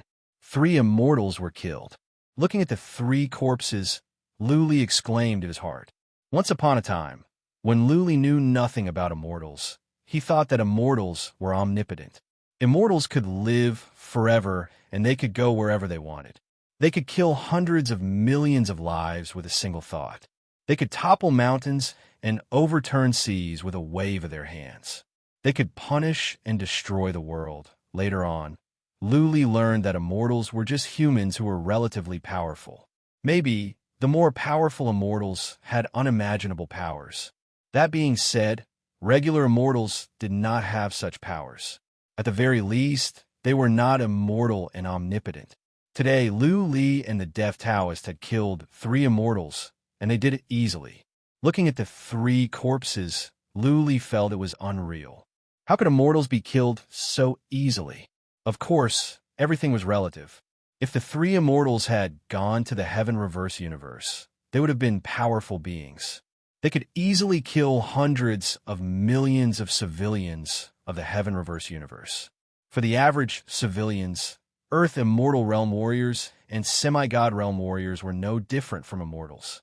For Luli, immortals were warriors of the same level as him. Immortals killing immortals was no different from him killing Yinjun at the Heaven Reverse universe. Burn the corpses. Luli came back to his senses after a moment. It was normal to kill in the mines, but they must not leave any traces. If they were found out, the prefecture warriors would come after them. The above-board rules could not be broken. The Deaf Taoist began to burn the corpses with black flames. Naturally, the 3's interspatial rings had to be taken. The Deaf Taoist handed the 3's interspatial rings to Luli. Luli checked them and realized that they were much more advanced than his own. There's a lot of spring gold. There were more than 20 pieces of spring gold in the 3's interspatial rings and many other miscellaneous items. Luli did not care. The 3 didn't even have relics. Naturally, they didn't have valuable treasures. Luli took out the spring gold and put away the 3's interspatial rings. The Deaf Taoist burned the corpses and cleaned up the bloodstains on the ground. Let's go. No matter how hard Luli tried to cover up the traces, there would be some. Luli waved his hand and ran away with the Deaf Taoist. They wandered around for an hour and found a remote cave. They dug in for more than 3 miles. Then, Luli stayed on guard while the Deaf Taoist continued to consume the spring gold. 6 hours later, the Deaf Taoist consumed another 2 pieces of spring gold.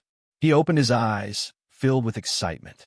He nodded to Luli and said, "Sir, my combat power has been restored to its peak, and my body is even stronger than before. If I can refine some more Qingyang gold, my battle prowess can continue to increase." I'll refine it later. Luli nodded. The Deaf Taoist could not improve too fast, or he would attract unwanted attention. If the news got out, the prefecture warriors would notice. The Deaf Taoist was not a slave. He would be in big trouble. I will go back and hand in the spring gold. Go back to the wicked bead and stabilize your realm. The wicked bead could not be used here at will. Once the wicked bead was discovered, others would covet it. But Luli was worried about the Deaf Taoist staying here. "No, Lord, I'll go back to the space." The Deaf Taoist shook his head. "If you encounter enemies, people will covet the wicked bead when you take it out. It will be normal for me to go in and out of the space. It is not unusual for immortals to have spiritual beasts in the divinity." "All right," Luli nodded. The Deaf Taoist vanished into between Luli's eyebrows. A faint tattoo appeared between the Deaf Taoist's eyebrows, which was the Deaf Taoist's appearance. It had been more than 20 days since Luli went down to the mine. If he knew the way back, he could go back in half a day. But there were too many mines, and they were intertwined. Luli was afraid that he could not find the way back, so he had to go back earlier. What he did was right. He had been walking around for half a day, and yet he could not find the way back. He ran into some immortals who came in with him. But those immortals seemed to be prejudiced against him. None of them talked to him. Luli didn't care. He would go where he could. All he had to do was to go up.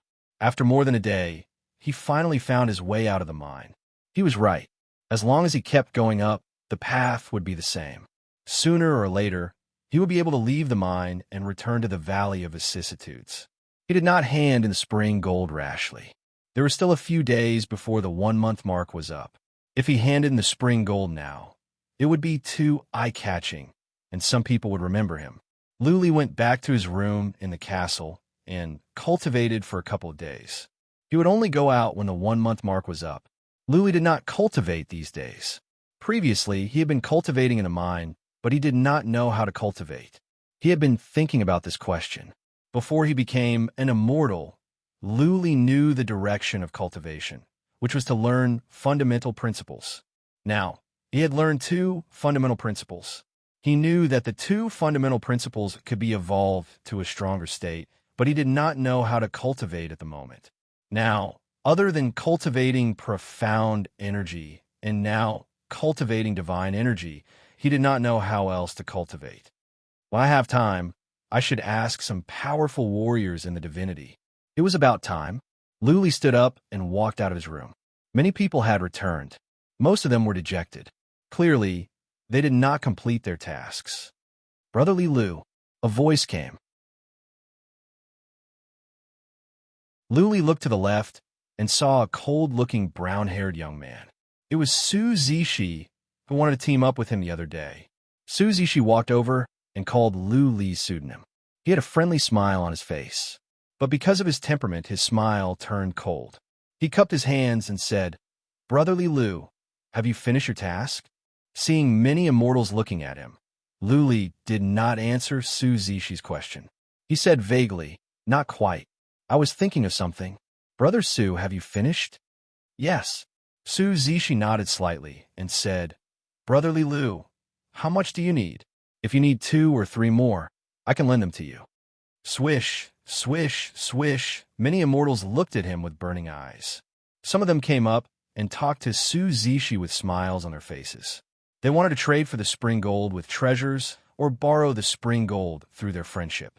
"Sorry, everyone. I'm not familiar with you. Please help yourselves." Su Zishi's expression changed. He looked at the people who came up to him coldly. His attitude was completely different from how he treated Lu Li. The corners of Lu Li's mouth curled up into a faint smile. This Su Zishi was indeed an interesting person. He nodded at Su Zishi and walked out. Su Zishi shook off the crowd and walked out. After catching up with Lu Li, he said, "Brotherly Lu, I have 3 extra spring gold. If you need them, you could take them directly. You can give me more later." One who is unaccountably solicitous is hiding evil intentions. Lu Li thought for a while and realized that he had nothing worth Su Zishi's deception. It seemed that this strange person really wanted to be friends with him. He stopped and looked at Su Zishi in confusion. "Brother Su, why are you so nice to me? I don't deserve it. Tell me the reason, or I will be afraid." "Kiki." Su Zishi smiled mysteriously and said, "I will not hide it from Brother Li. I have a special mystical ability. I have a hidden third eye in my glabella. I can look at aura. In the whole valley, Brother Li's aura is the most prosperous. That means, in the whole valley, Brother Li's future achievements will be the greatest. I am on good terms with Brother Li now. When Brother Li becomes successful, you can help me."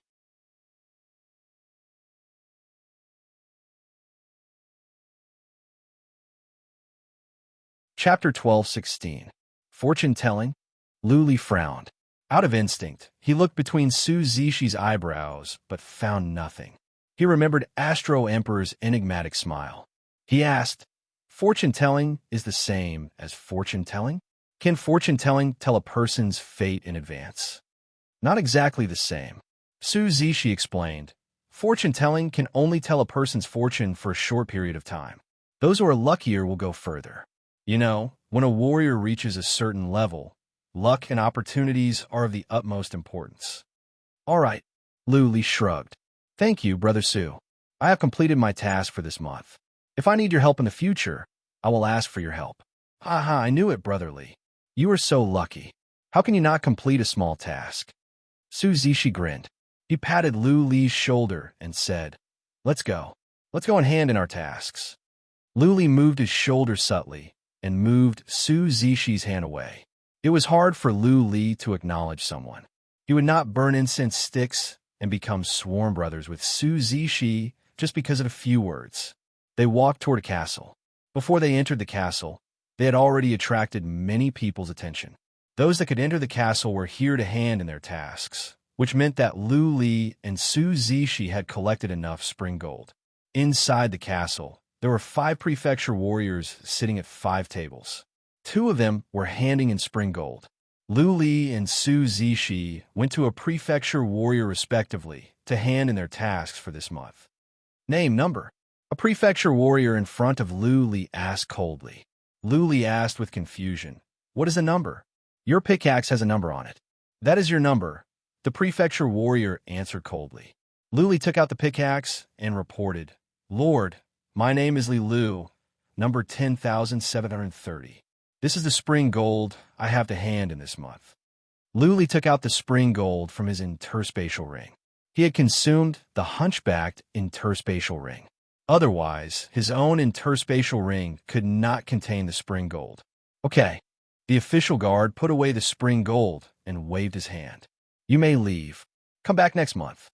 Su Zishi was done as well.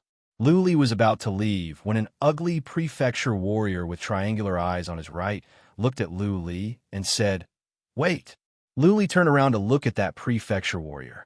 He noticed that the prefecture warrior was scrutinizing Lu Li in his triangular-shaped eyes. The prefecture warrior even threw a few glances at Lu Li's white hair. He was a little hesitant in his heart, but he respectfully bowed and said, "What can I do for you, sir? What's your name? Which realm did you come from before you ascended?" That person coldly asked. His expression was natural, as if he was just casually asking. Lu Li was surprised, but he did not hesitate. He answered honestly, "My name is Li Lu, and I am from the Grand Martial Universe." Su Zishi raised his eyebrows. He did come from the vast martial realm. Lu Li was lying. However, he didn't say anything, and his eyes didn't reveal anything special. Great martial realm? The glow in the prefecture warrior's triangular-shaped eyes grew sharper. A surge of energy was released, suffocating Lu Li. The prefecture warrior asked, "Are you sure you are telling the truth? Lying to me can lead to serious consequences." Lu Li cupped his fists calmly and said, "I dare not lie to you, sir. If I find out..." The bird-eyed prefecture warrior snorted and waved his hand. "You can leave now." Lu Li cupped his fists and turned around. Su Zishi followed him out. Outside the castle, Lu Li slowed down and listened to the voices inside. "Monkey, why did you ask about the universe that new guy came from?" Lu Li heard a question from inside. That bird-eyed warrior's voice came out as well. Clearly, he was laughing. "Nothing. I mistook him for someone else. I thought he was from the universe I ascended from." "I don't think so." Lu Li quickened his pace as he walked towards his own castle. His heart was sinking.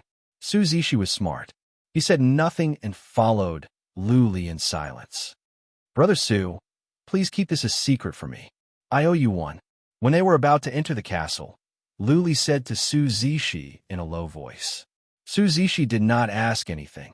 He just patted Lu Li's shoulder and said, "Brother Li, you are welcome. It takes more than a day or two to make friends.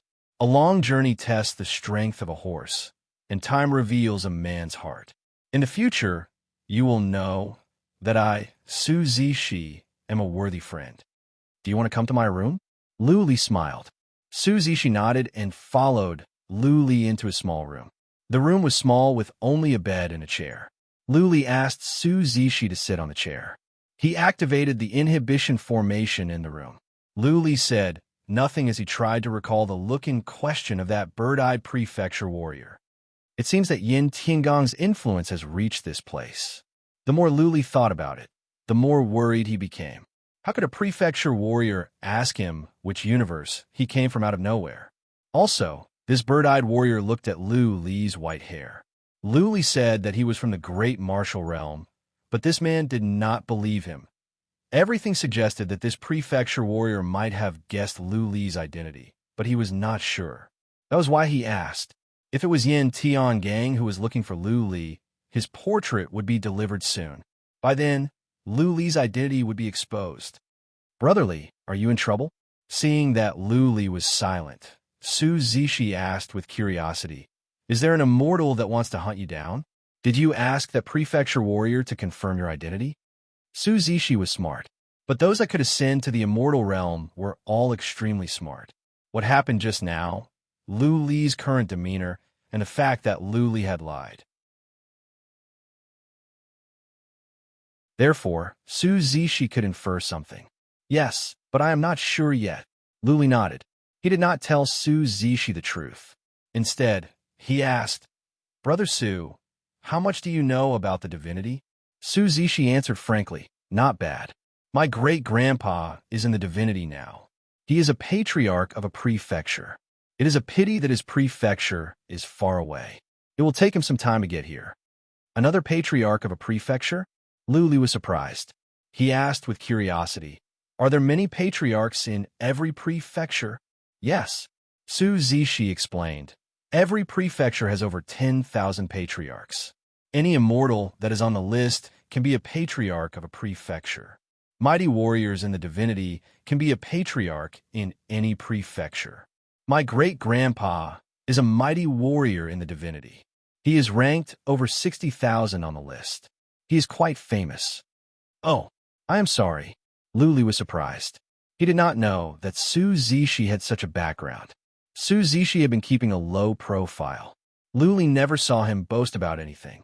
There was an immortal in their batch that had ascended to the divinity. Su Zishi shook his head. The glory of our ancestors belongs to our ancestors. If we rely on our ancestors for everything, what is the point of us ascending to the divinity? Why don't we just dominate our own universe?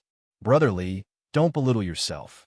Given your luck, it will be easy for you to become a mighty warrior in the divinity. Looking at Su Zishi's sincere eyes, Lu Li said after some thoughts, Brother Su, I have offended a mighty warrior in the divinity. That prefecture warrior might have been bribed by him to confirm my identity. I see that you're tuning in to the Warrior Lore YouTube channel. Don't forget to subscribe and join us on this journey to catch the most captivating stories.